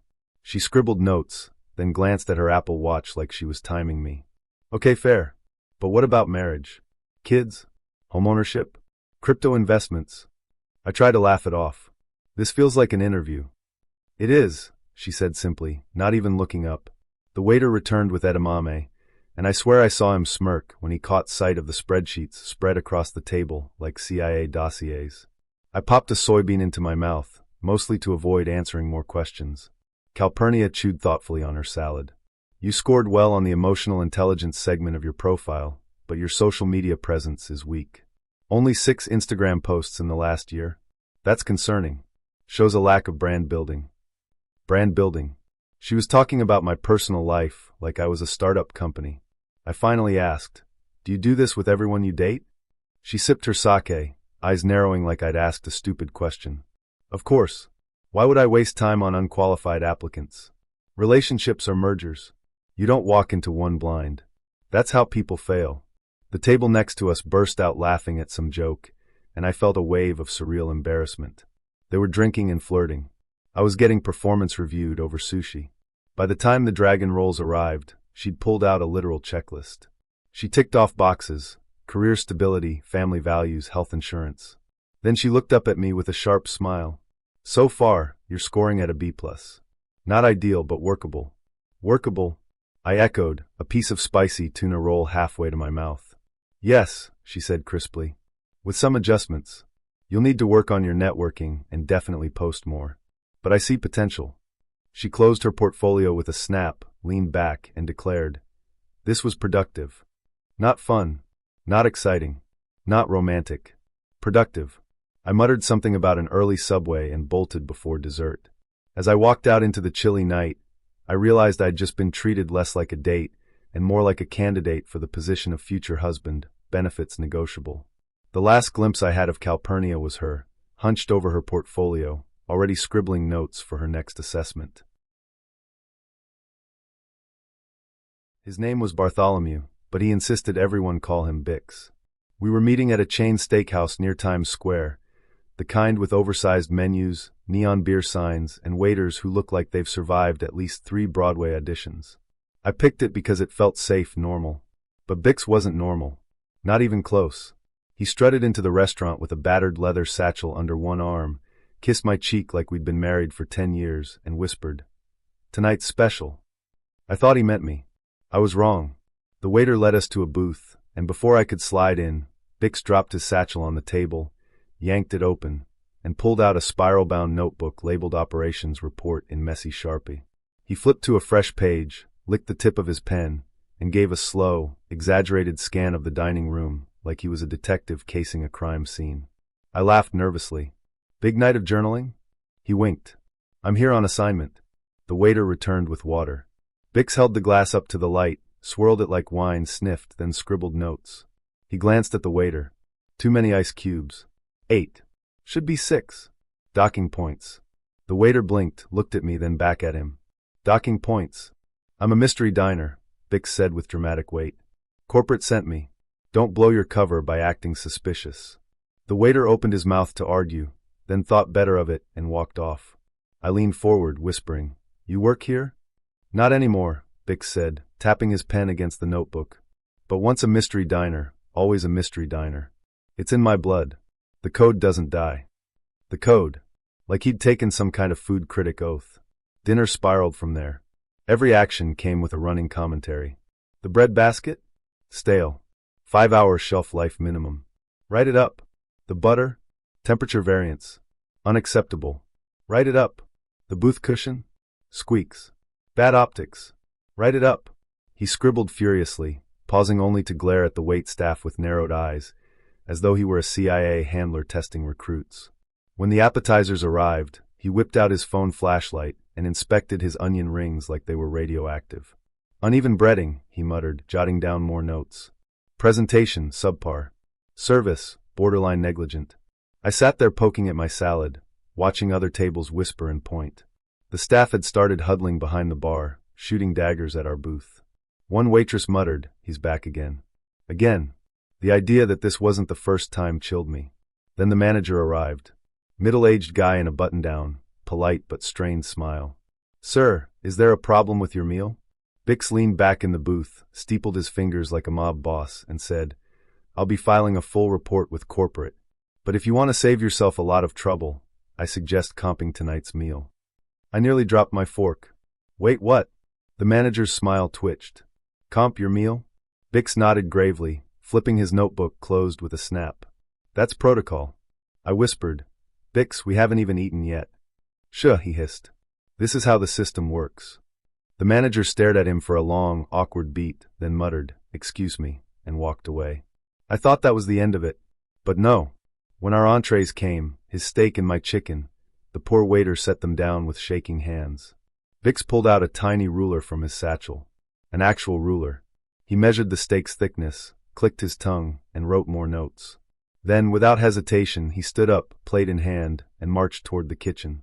I sat frozen while the entire restaurant watched him storm past the swinging doors, steak held high like he was delivering evidence to the Supreme Court. 5 minutes later, he returned triumphant. "Told them medium rare means medium rare. Not medium. Not rare. Medium rare." He slammed the plate down, grinning like he'd saved the world. I wanted to crawl under the booth. By dessert, the staff had stopped hiding their loathing. Our waiter slapped the check down without a word. I reached for it, but Bix waved me off. "Don't worry. This is covered. Mystery diner privileges." He tucked the bill into his notebook like it was already taken care of. Except it wasn't. The manager reappeared, arms crossed. "Sir, you need to pay for your meal." Bix looked offended. "That's not how this works." "Sir," the manager said, voice tight. "You do this again, and I'm calling the cops." The entire restaurant had gone quiet. I grabbed my purse, slapped cash on the table, and muttered an apology so fast it was practically a prayer. Then I bolted for the door. Bix tried to follow me, notebook clutched to his chest, calling after me. "They'll thank me one day. I'm protecting standards." Out on the sidewalk, I sucked in the cool night air like I'd just escaped a hostage situation. Through the window, I could see Bix still inside, gesturing wildly at the manager, waving his notebook like scripture. And all I could think was, somewhere in that notebook, underlined 3 times, my name was probably listed as unsupportive companion, needs training. Her name was Zenobia, and she greeted me at the Portland Cafe, like she was floating 3 inches off the ground. Flowing linen dress, bracelets that clinked softly when she moved, and an aura of smug calm that hit harder than the smell of matcha lattes and patchouli incense wafting through the air. At first, Zenobia seemed interesting. She had that free-spirited vibe, the kind that makes you think she's about to read your tarot or convince you to move to Bali. She asked what podcasts I listened to, what books I read. Then, the moment I mentioned therapy, her face twisted like I'd said I enjoyed drowning kittens. "Therapy's fake," she announced, loud enough that the barista flinched. "Depression is laziness. Anxiety is just attention-seeking. People don't need therapy, they need discipline." The air around the table froze. I tried to laugh it off, sip my chai, change the subject. She wasn't having it. "You know why society's crumbling? Because everyone thinks popping pills and crying to strangers fixes their problems. It's weakness. I only consume wisdom from Marcus Aurelius audiobooks. Stoicism, baby. That's all you need." She leaned forward, eyes glittering. "You don't take medication, do you?" I hesitated. "Mistake." Zenobia slammed her palm on the table, rattling the ceramic cups. "I knew it. You're one of the drugged sheep." People at the surrounding tables started staring. One guy whispered to his girlfriend, "Is this a cult meeting?" I tried to de-escalate. "Look, I don't think this is working out." That's when Zenobia snapped her fingers at the barista and shouted, "Don't serve him anything else. He's unstable." The poor barista just stood there, frozen, latte pitcher in hand. Zenobia stood up, flung her scarf dramatically over her shoulder, and declared, "This man is a danger to women. He admitted he takes mind control pills." My stomach dropped. She wasn't just being weird, she was weaponizing the entire cafe against me. I stood, muttered something about leaving, but she blocked the aisle like a prophetess guarding the temple gates. "No," she said firmly. "You need an intervention. Right now." And then she pulled out her phone. At first, I thought she was calling a friend. Nope. She dialed 911. "This is Zenobia, goddess of light," she announced into the receiver, voice carrying through the cafe. "I'm at Holy Bean Coffee, and there's a man here confessing to violent thoughts while under psychiatric drugs. He's unstable. Send someone immediately before he hurts us." I froze. Every eye in the cafe turned on me. My blood went cold. I sputtered, "That's not true.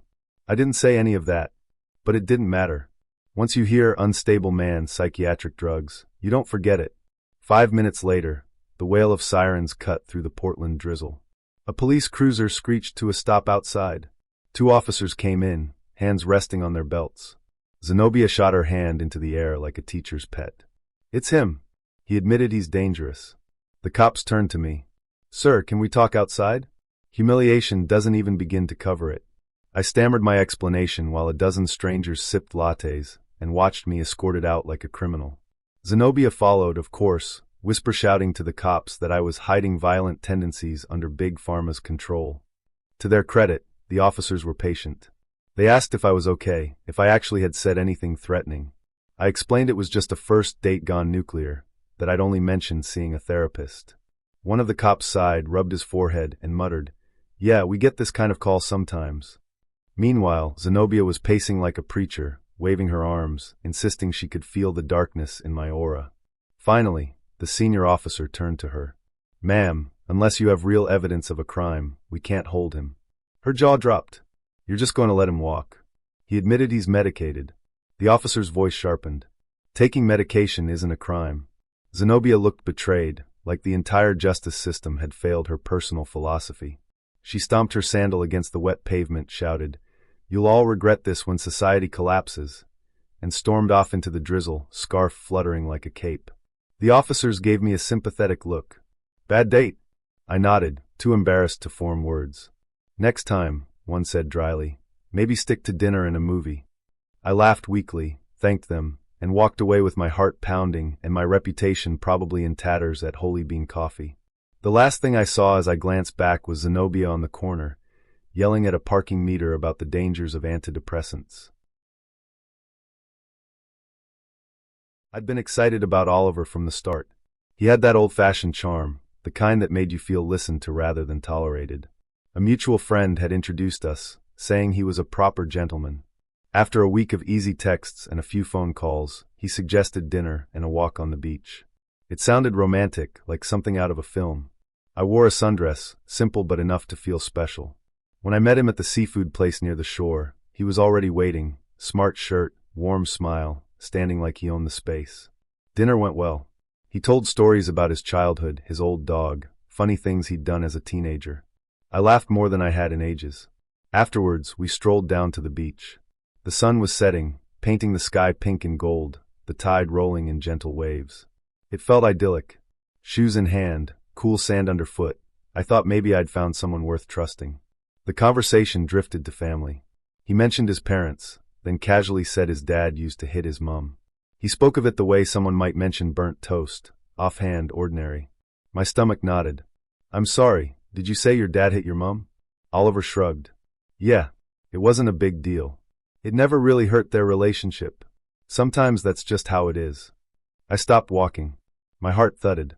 The idea that a man could hit a woman and excuse it as normal, it turned my blood cold. "I don't agree with that," I said firmly. "No man should ever raise his hand to a woman."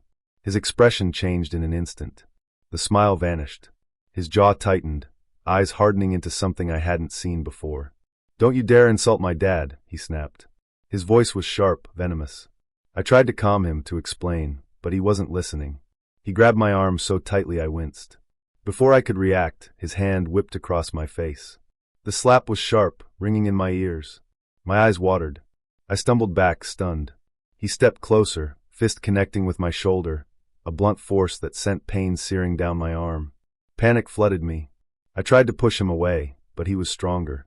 He hit me again. Sand sprayed beneath my feet as I struggled. My mind screamed, "Run!" But my legs wouldn't obey.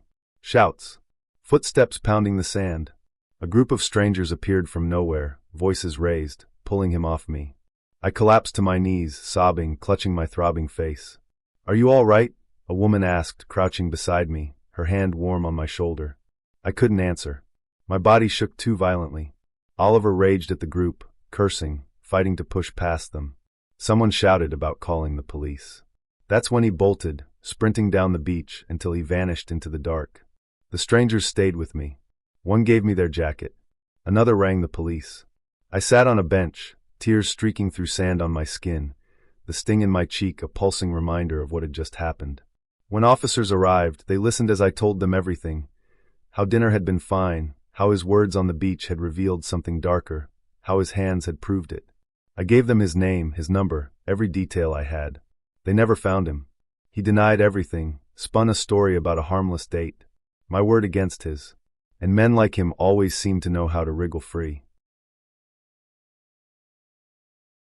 I should have known the night was doomed the moment Jason grabbed the menu from my hands like a waiter in a hurry.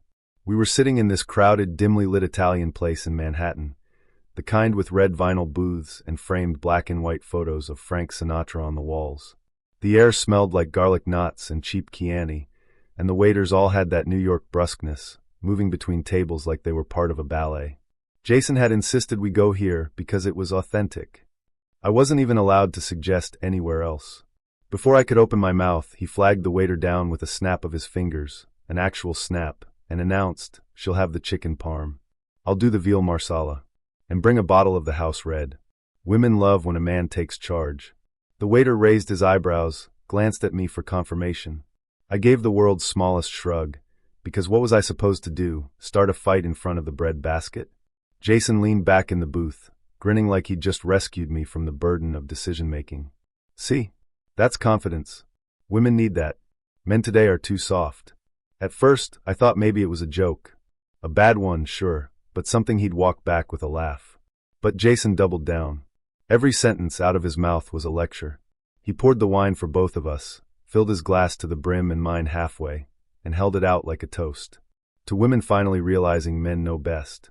I almost spit out my sip. The food arrived quickly, big steaming plates that made the whole table smell like heaven. But Jason didn't eat.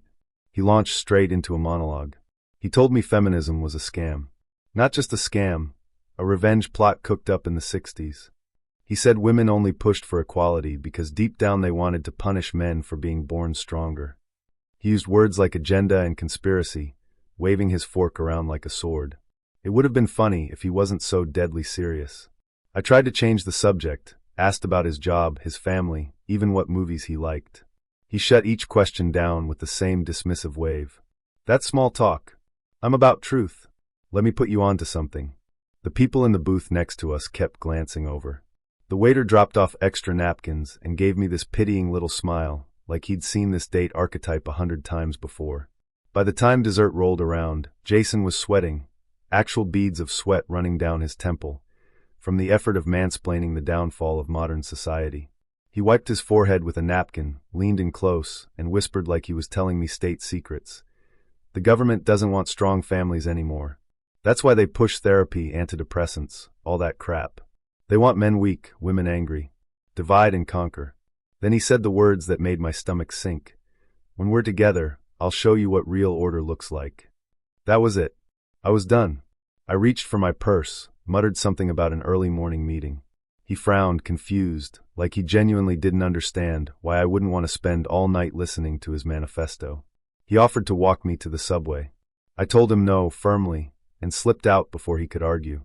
As I stepped into the cool Manhattan air, neon signs buzzing above me, I realized I hadn't laughed once all night. Not because it wasn't funny, but because it was too real. Jason didn't think he was on a bad date. He thought he was preaching to the unconverted. The last thing I saw before turning the corner was him inside the restaurant, sitting alone at the booth, talking animatedly to the empty bread basket like it was still me. He was exactly the sort of man people warned me about, though at first glance he seemed like a dream. Marcus, a handsome Greek guy, wealthy, sharp suit, the kind of man who didn't just walk into a room but took possession of it. We'd been introduced by a friend who swore he was a great catch. When he asked me out for lunch, I said yes. I wanted to believe maybe I was stepping into something new, something better than the usual half-hearted dates I'd been on.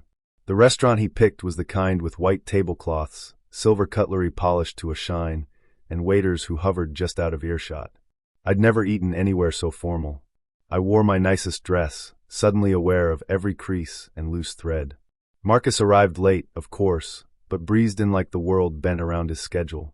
Tailored suit, expensive watch that caught the light, and that confident smile that made me feel as though I was already being judged. We sat, and without even looking at the menu, he ordered for both of us.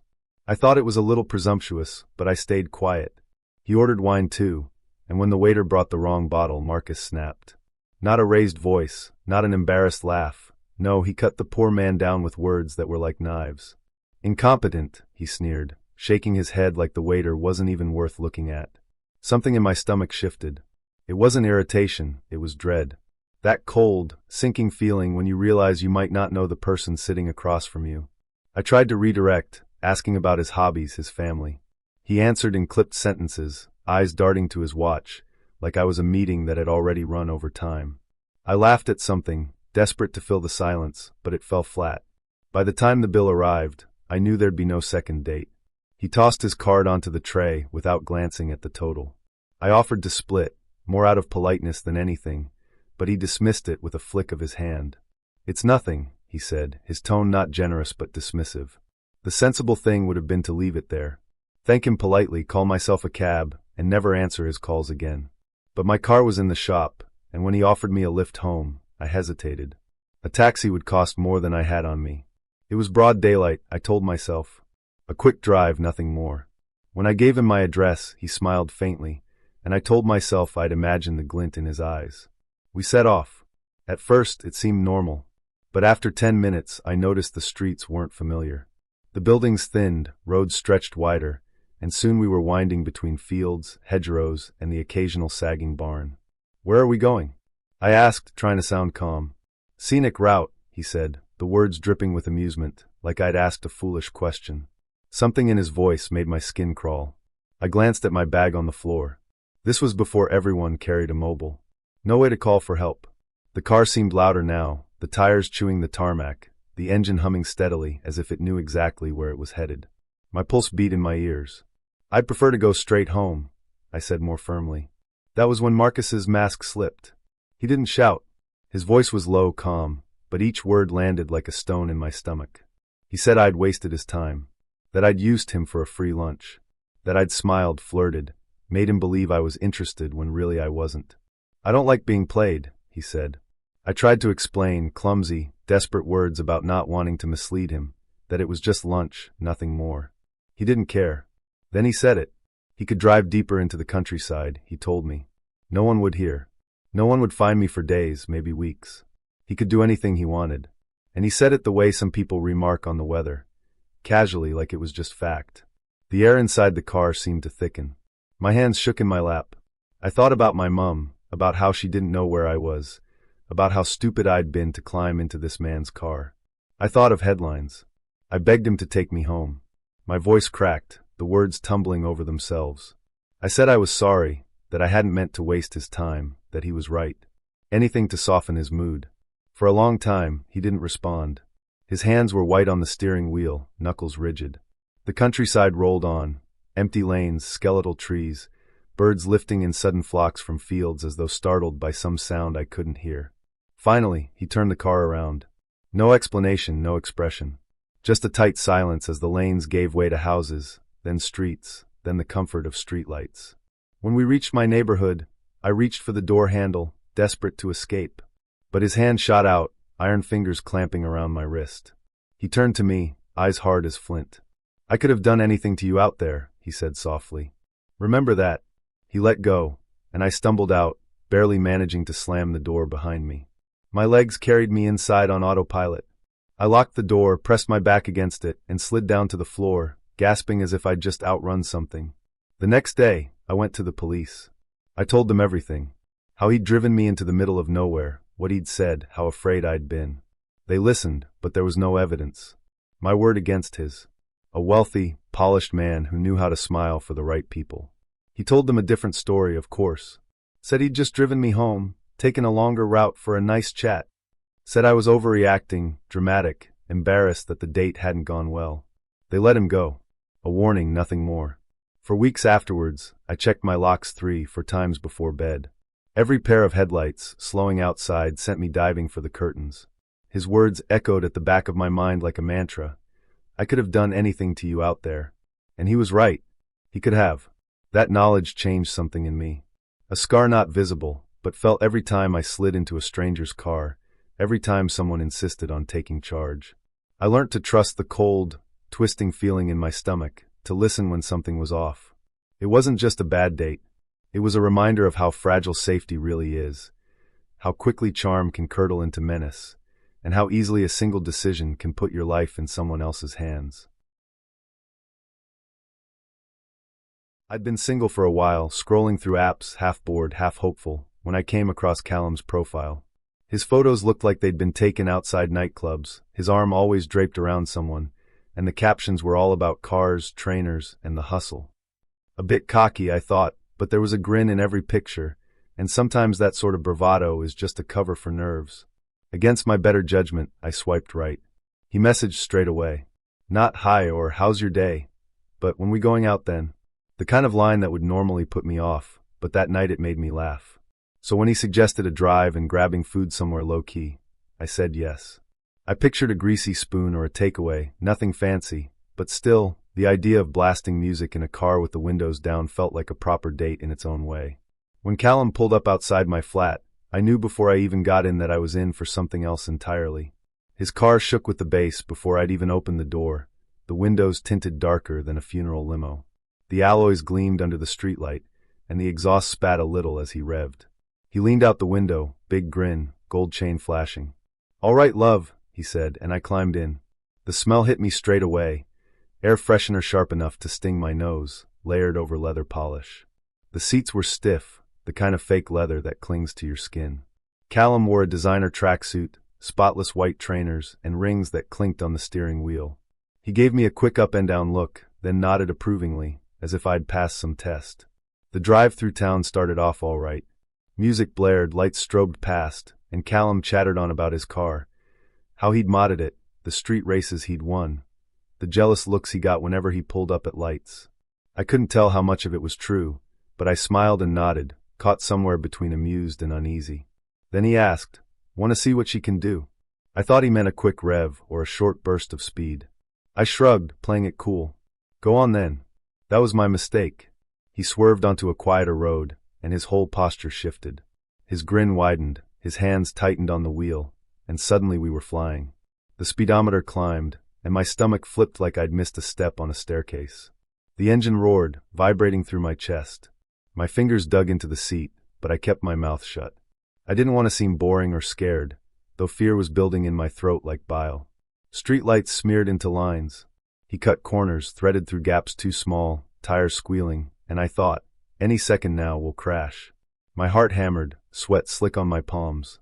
Then came the sirens. At first, I thought ambulance, maybe fire. But Callum's grin faltered. He checked the rear view, swore, and the car lurched faster. I twisted round and saw them. Blue lights, at least 2 police cars, maybe 3. "What's happening?" I shouted. He didn't answer. He just slammed the accelerator, and we were pressed back into our seats as if the car had turned into a rocket. The sirens grew louder, closer. Flashing lights painted the mirrors, dazzling, disorienting. I wanted to scream, but my voice stuck. My chest hurt from holding my breath. The city blurred past. The roads became a tunnel of streaks and noise. A bang. A jolt. My head smacked the window. Pain bloomed, hot and dizzy. One of the police cars had clipped us, sending us skidding. Callum swore again, fought the wheel, but the car spun, tires screeching, until we slammed to a stop sideways across the tarmac. Before I could breathe, glass exploded beside me. Shards rained down, glittering in the strobing lights. I screamed, covering my face, tiny cuts burning across my arms. Another crash, the driver's side gone too, and then I saw them. Officers, dozens it seemed, surrounding us, weapons pointed in through the broken windows. Real guns. Not tasers. Guns aimed straight at me. Hands up. Hands where we can see them. I froze. My brain screamed I'm not a threat, but my body locked. Finally, I forced my arms up, shaking. Out! Out now! The door was wrenched open, rough hands grabbing me, pulling me into the freezing night air. My shoe slipped off in the scramble, and the road's grit bit into my bare foot. I couldn't look at the officers' faces. I stared at the ground, at the oil-slick rainbows in the tarmac, my hands trembling above my head. Callum was dragged out next, shoved to the ground, shouting protests that no one listened to. I stood shivering while another officer checked my bag, patted me down. Questions came fast. Who was I? What was I doing there? Did I know why Callum ran? My voice cracked, but I told them it was a first date, that I had no idea. I saw disbelief in their eyes. They thought I was lying. Then came the humiliation, traffic slowing, drivers craning necks, strangers staring at me barefoot on the roadside with guns still trained. My cheeks burned. My heart wouldn't calm. Eventually, they decided I wasn't involved. They let me go. Not kindly, but at least I wasn't cuffed like Callum. He was shoved into a van, still cursing. They said the car had been flagged, stolen maybe, or tied to something worse. They didn't explain. I didn't ask. An officer drove me home. The ride was silent except for the hum of tires. Through the window, the city looked warped, hostile.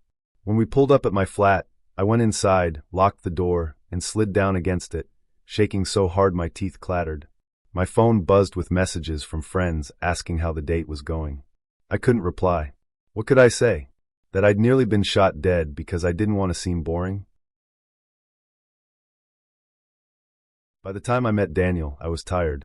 Tired of bad choices, tired of men who thought fights were flirting, tired of the bruises that lingered longer than affection ever did. I'd promised myself something better. No more drug dealers or lads who thought cage fighting was a personality. So when Daniel popped up on the app, I felt a flicker of hope. He wasn't flashy. No shirtless gym selfies, no cocky smirks. Just a normal bloke, brown hair, kind eyes, steady job, liked hiking. We chatted for weeks, easy back and forth, jokes that actually landed. I told him a bit about my past, enough to make him understand why I was wary. He didn't judge. He listened. It felt like a clean slate.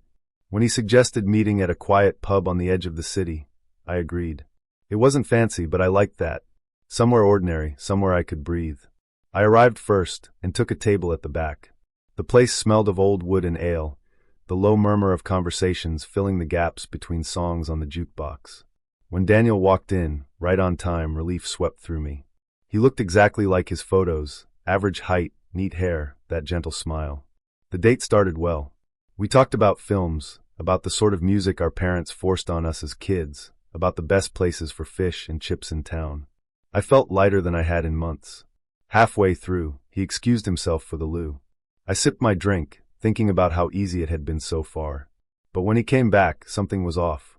He smiled, but it didn't reach his eyes. He seemed distracted, like his mind was snagged on something he wasn't saying. I let it slide. We finished our drinks, and when he offered me a lift home, I said yes. I didn't want the night to end yet. We walked to his car, parked in the dim lot behind the pub. That's when I saw them. A group of lads lingered at the far end. Skinny, twitchy, restless energy rolling off them. I knew that look. The hollow cheeks, darting eyes, the smell of stale smoke. My chest tightened, and then I recognized one of them. Johnny. He used to hang around with an ex of mine. A dealer, violent, the kind of man you never really escaped. I grabbed Daniel's arm, whispering that we should hurry. He nodded, quickening his step. But Johnny's eyes had already found mine. Recognition flickered across his face, and he smirked. The group moved towards us. They fanned out, blocking the path to Daniel's car. One of them, a tall bloke with a shaved head, called out, "Who's this then? Who's the new boyfriend?" His tone was mocking, sharp. Daniel tried to stay calm. "We're just leaving, lads." They laughed. One circled behind, another tapped something heavy against his palm, a crowbar. My stomach dropped. Daniel's hand found mine. "Come on," he muttered, pulling me towards the car. But the group tightened around us like a noose. The tall one swung the crowbar at the car, smashing the side mirror clean off. The crack of glass echoed across the empty lot. Another booted the door, leaving a dent. I screamed. Daniel shouted for them to back off, but his voice was swallowed by their laughter. We scrambled into the car. My hands shook as I fumbled with the seatbelt. They were pounding on the windows now, shouting, spitting threats. One pressed his face to the glass, grinning wide enough to show broken teeth. Daniel didn't hesitate. He turned the key, slammed the car into gear, and floored it. The tires screeched, smoke curling as we shot forward. For a terrifying second I thought they'd cling on, pull the doors open, drag us out. But then they dropped back, their shouts fading as we sped out of the lot. I twisted in my seat, heart hammering, watching them shrink in the rear window. Johnny stood in the middle, hands cupped to his mouth, yelling something I couldn't hear. He raised a hand, pointed at me, then dragged his fingers slowly across his throat. The rest of the ride was silent. Daniel's knuckles were white on the wheel. I kept whispering, I'm sorry, like a broken record. Because it was my past that had followed me there. Those men weren't after him, they were after me. When we reached my flat, I turned to him, cheeks hot with shame. I didn't know they'd be there, I said. I swear, I thought I'd left all that behind. He nodded, kind enough to say, it's not your fault.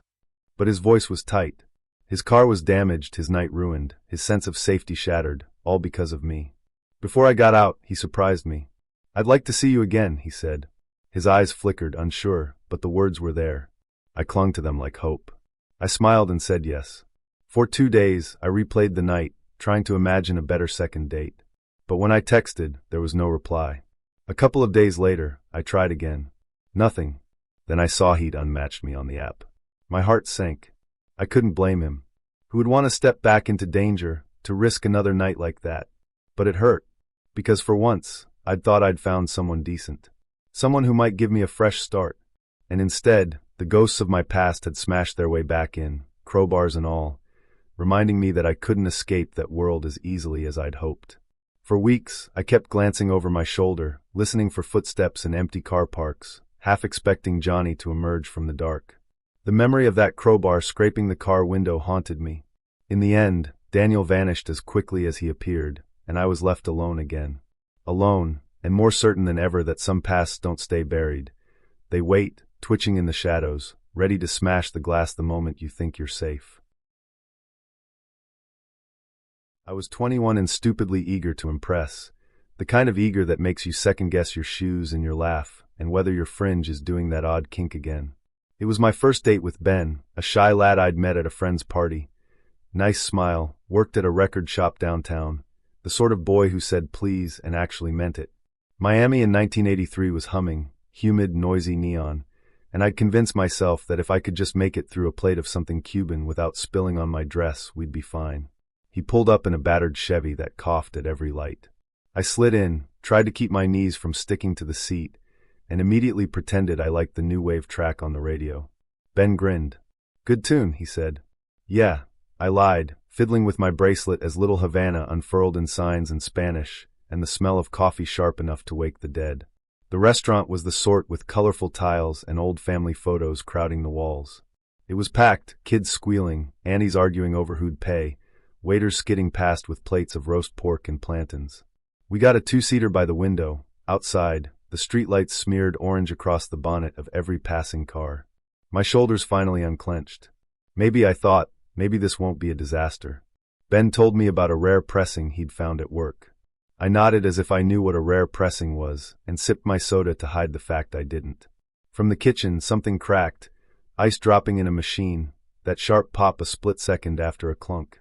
I flinched, then laughed at myself. He didn't notice. He was tracing the label's misprint with his fingertip in the air, a collector's reverence. That pop came again a few minutes later. Not the ice this time. Somewhere outside, a motorbike idled too long. One of the waiters, thin as a rake, slid a bolt across a side door with the weary competence of someone who'd done it before. He caught my eye and gave the smallest shrug. Busy night, he said, and moved on. Our food landed, mountains of pork, rice shining with oil, a cup of coffee so dark it looked like varnish. I was just telling a story about my mum and her obsession with Tupperware when the world split. A pop. A sharper pop pop pop. The window by my left shoulder shattered. It didn't break then fall. It burst, a sheet of crackling sound as hundreds of pieces turned into a breath of glittering knives. Something yanked me down. My own body or Ben's hand, I didn't know, and we were under the table, the sticky floor cold through my knees. More pops, too many, not like films, messy and stuttering and too loud to think. People screamed in Spanish and English, plates smashed, cutlery skittered like insects. Glass was everywhere. It dug into my palms, tiny stings I didn't feel until later. I tucked my head and could only stare at the hem of my dress, a stupid little tear opening like a mouth. I remember the smell, burnt meat, spilled coffee, the metallic tang you taste at the back of your throat when you've bitten your lip. I remember the ice machine cracking again, horribly similar, and my mind trying to make the sounds match, to turn gunfire into a kitchen noise. Ben's fingers found mine. His skin felt clammy.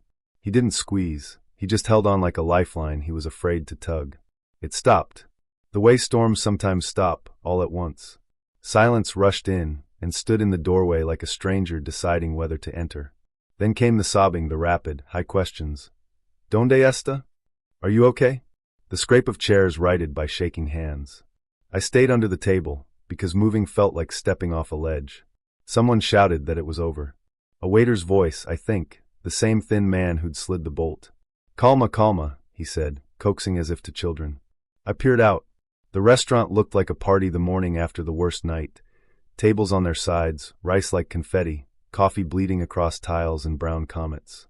A family photo near the till, that cheerful black and white of a couple cutting cake, had a neat hole through the corner. I stared at that hole far too long. We got up. My legs shook so much I had to clutch the back of a chair.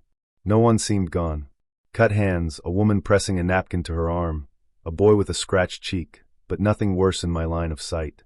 Relief hit, and then guilt for feeling it. Police sirens wound closer, and the idling motorbike was gone. An officer asked what I'd seen. I opened my mouth and nothing arrived but fog. "Noise," I said finally. "Glass." Ben told them we'd ducked straight away. Someone else said it was politics. Cuban dissident, angry at a particular owner or a particular sign out front. A point to be made, not bodies to be counted. As if that helped. They let us go. Outside, the air was thicker, the lights harsh. Miami looked the same but felt like an impersonator, a city wearing its own skin a bit too loosely. Ben drove in silence. With the radio off you could hear the fan belt whine and the tinny rattle of a coin in the ashtray. When we reached my building I didn't get out at once. I sat, hands in my lap, and waited for my breath to belong to me again. "Are you all right?" he asked. "Yes," I said, and we both heard how it wasn't true. That night I didn't sleep. Every noise outside was a pop, every car backfiring was a window shattering anew. I sat on the carpet and inspected my palms with a magnifying glass until I'd teased out 3 glittering flecks. The 4th stayed, a bright star under the skin, tender when pressed. We went out again a week later, because that's what you do when you pretend you can carry on. We were kind to each other, extra careful around sentences, as if words might explode too. Whatever spark weed had felt damp, like a match struck in drizzle, a brief flare, then smoke. No one's fault. Just the knowledge of how fast the ground can tilt. The restaurant closed, boarded over for months. When it reopened, someone had replaced the shot photo with another, nearly identical. The couple's smiles were the same, but the cake was different, more icing, less fruit, and I couldn't say why that unsettled me more than the hole ever had. I walked past without going in. For a while I avoided crowds. Supermarkets were worst. A jar slipped from a shelf and smashed near my foot once, and I cried in the pasta aisle, hands to my ears like a child. It got better, as these things do, by erosion rather than miracle. But even years later, when a motorbike idled too long below my flat, the old fear uncurled. I'd go to the window and part the curtain. The street would be empty, humming with heat and distant music, and I'd stand there anyway, searching the neon for a face I'd never seen. What I learnt that night wasn't heroic or neat. It was that you can be thinking about your hair and the right joke and whether a boy will like you, and then in an instant your world becomes the underside of a table, your cheek against sticky tile, your prayer very small and very clear. And when the glass is swept and the window mended, a shard still travels with you, bright beneath the skin, catching the light whenever it wants. I'd been looking forward to that Friday night all week. Stephen, the quiet, thoughtful bloke I'd just started seeing, had planned dinner and maybe a bit of dancing afterwards. He wasn't flashy, but he had that calm way about him, like he was genuinely listening rather than waiting for his turn to speak. It felt refreshing. We ate at a cozy Italian place, dim lights, bowls of pasta, conversation flowing so easily it felt like we'd known each other longer than a few weeks. When Stephen suggested heading to a club nearby, I was all in. I loved dancing, and the idea of cutting loose with him sounded perfect. The club was packed, bass thudding, lights strobing, bodies moving like one giant tide. We danced for hours, laughing, sipping overpriced cocktails, the whole night buzzing like it couldn't go wrong. Then he appeared. A man, older than the crowd, slick back hair, perfect smile, sharp shirt. He introduced himself as Dan, though everyone called him Hot Tub Dan. I thought it was some silly nickname, quirky and harmless.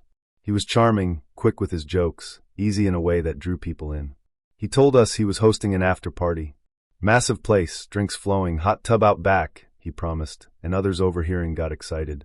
Before I knew it, 6 or 7 of us were piling into Ubers headed for his house. When we arrived, my jaw dropped. The place was enormous. Modern, sleek, like something from a magazine. Floor-to-ceiling windows, manicured lawn, and out the back, sure enough, a hot tub steaming in the night air. Inside, the party atmosphere picked up instantly. Music blasted, drinks were poured, people laughed and jumped straight into the tub. Dan was the perfect host, always topping up glasses, always hovering near the girls with a smile. I felt exhilarated. I didn't want the night to end. Stephen, though, he seemed tense. He stuck close to me, barely drinking, eyes flicking around as if he were watching something the rest of us couldn't see. I teased him for being a killjoy, but he just smiled thinly and said nothing. Around 2 a.m., I was still buzzing, laughing with a couple of girls in the kitchen when Stephen leaned in. "We should go," he said firmly. "Already? The night's just getting good."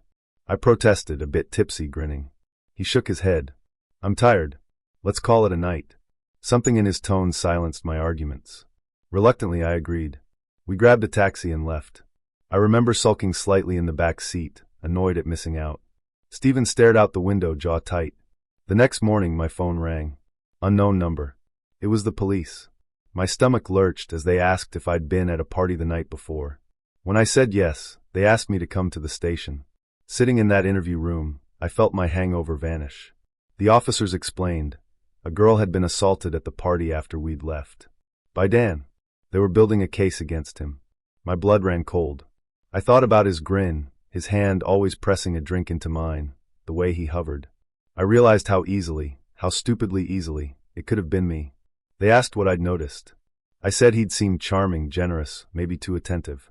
I mentioned the drinks, how he never let anyone pour their own. The officers exchanged a look. One said they'd already found disturbing evidence at his house, videos, pictures, recordings. He'd been doing it for years. I walked out of that station shaking. The world felt warped. Hours before, I'd been laughing in his kitchen, thinking it was harmless fun. Now I knew it had been a trap. I texted Stephen as soon as I got home, asking him to come over. When he arrived, I told him everything. His face was pale, grim. When I asked why he'd been so insistent on leaving, he admitted he'd had a bad feeling from the start. Said Dan was always pushing drinks too hard, always circling the younger girls like a shark. He didn't want to frighten me, so he just said he was tired. I stared at him, tears prickling. He'd saved me, though he'd never put it in those words. I hugged him, whispering thanks over and over. Over the next weeks, the news came out. His real name wasn't even Dan, it was Chris. Hot Tub Dan was a nickname that stuck, but it covered something far darker. The evidence on his computer was overwhelming. Dozens of recordings. Victims who hadn't even known. He was convicted months later, sentenced to 10 years. It felt like justice, but it didn't erase the sickness I felt. I couldn't stop picturing how close I'd come. One more drink, one more hour, and I might have been another nameless girl on one of those files. Now, when I think back to that night, it's Stephen I remember most. His quiet instinct, his insistence on leaving when I was too blind to see. I don't know what might have happened if I'd stayed, but I know this. Sometimes the difference between safety and horror is just one person's gut feeling, and whether you listen.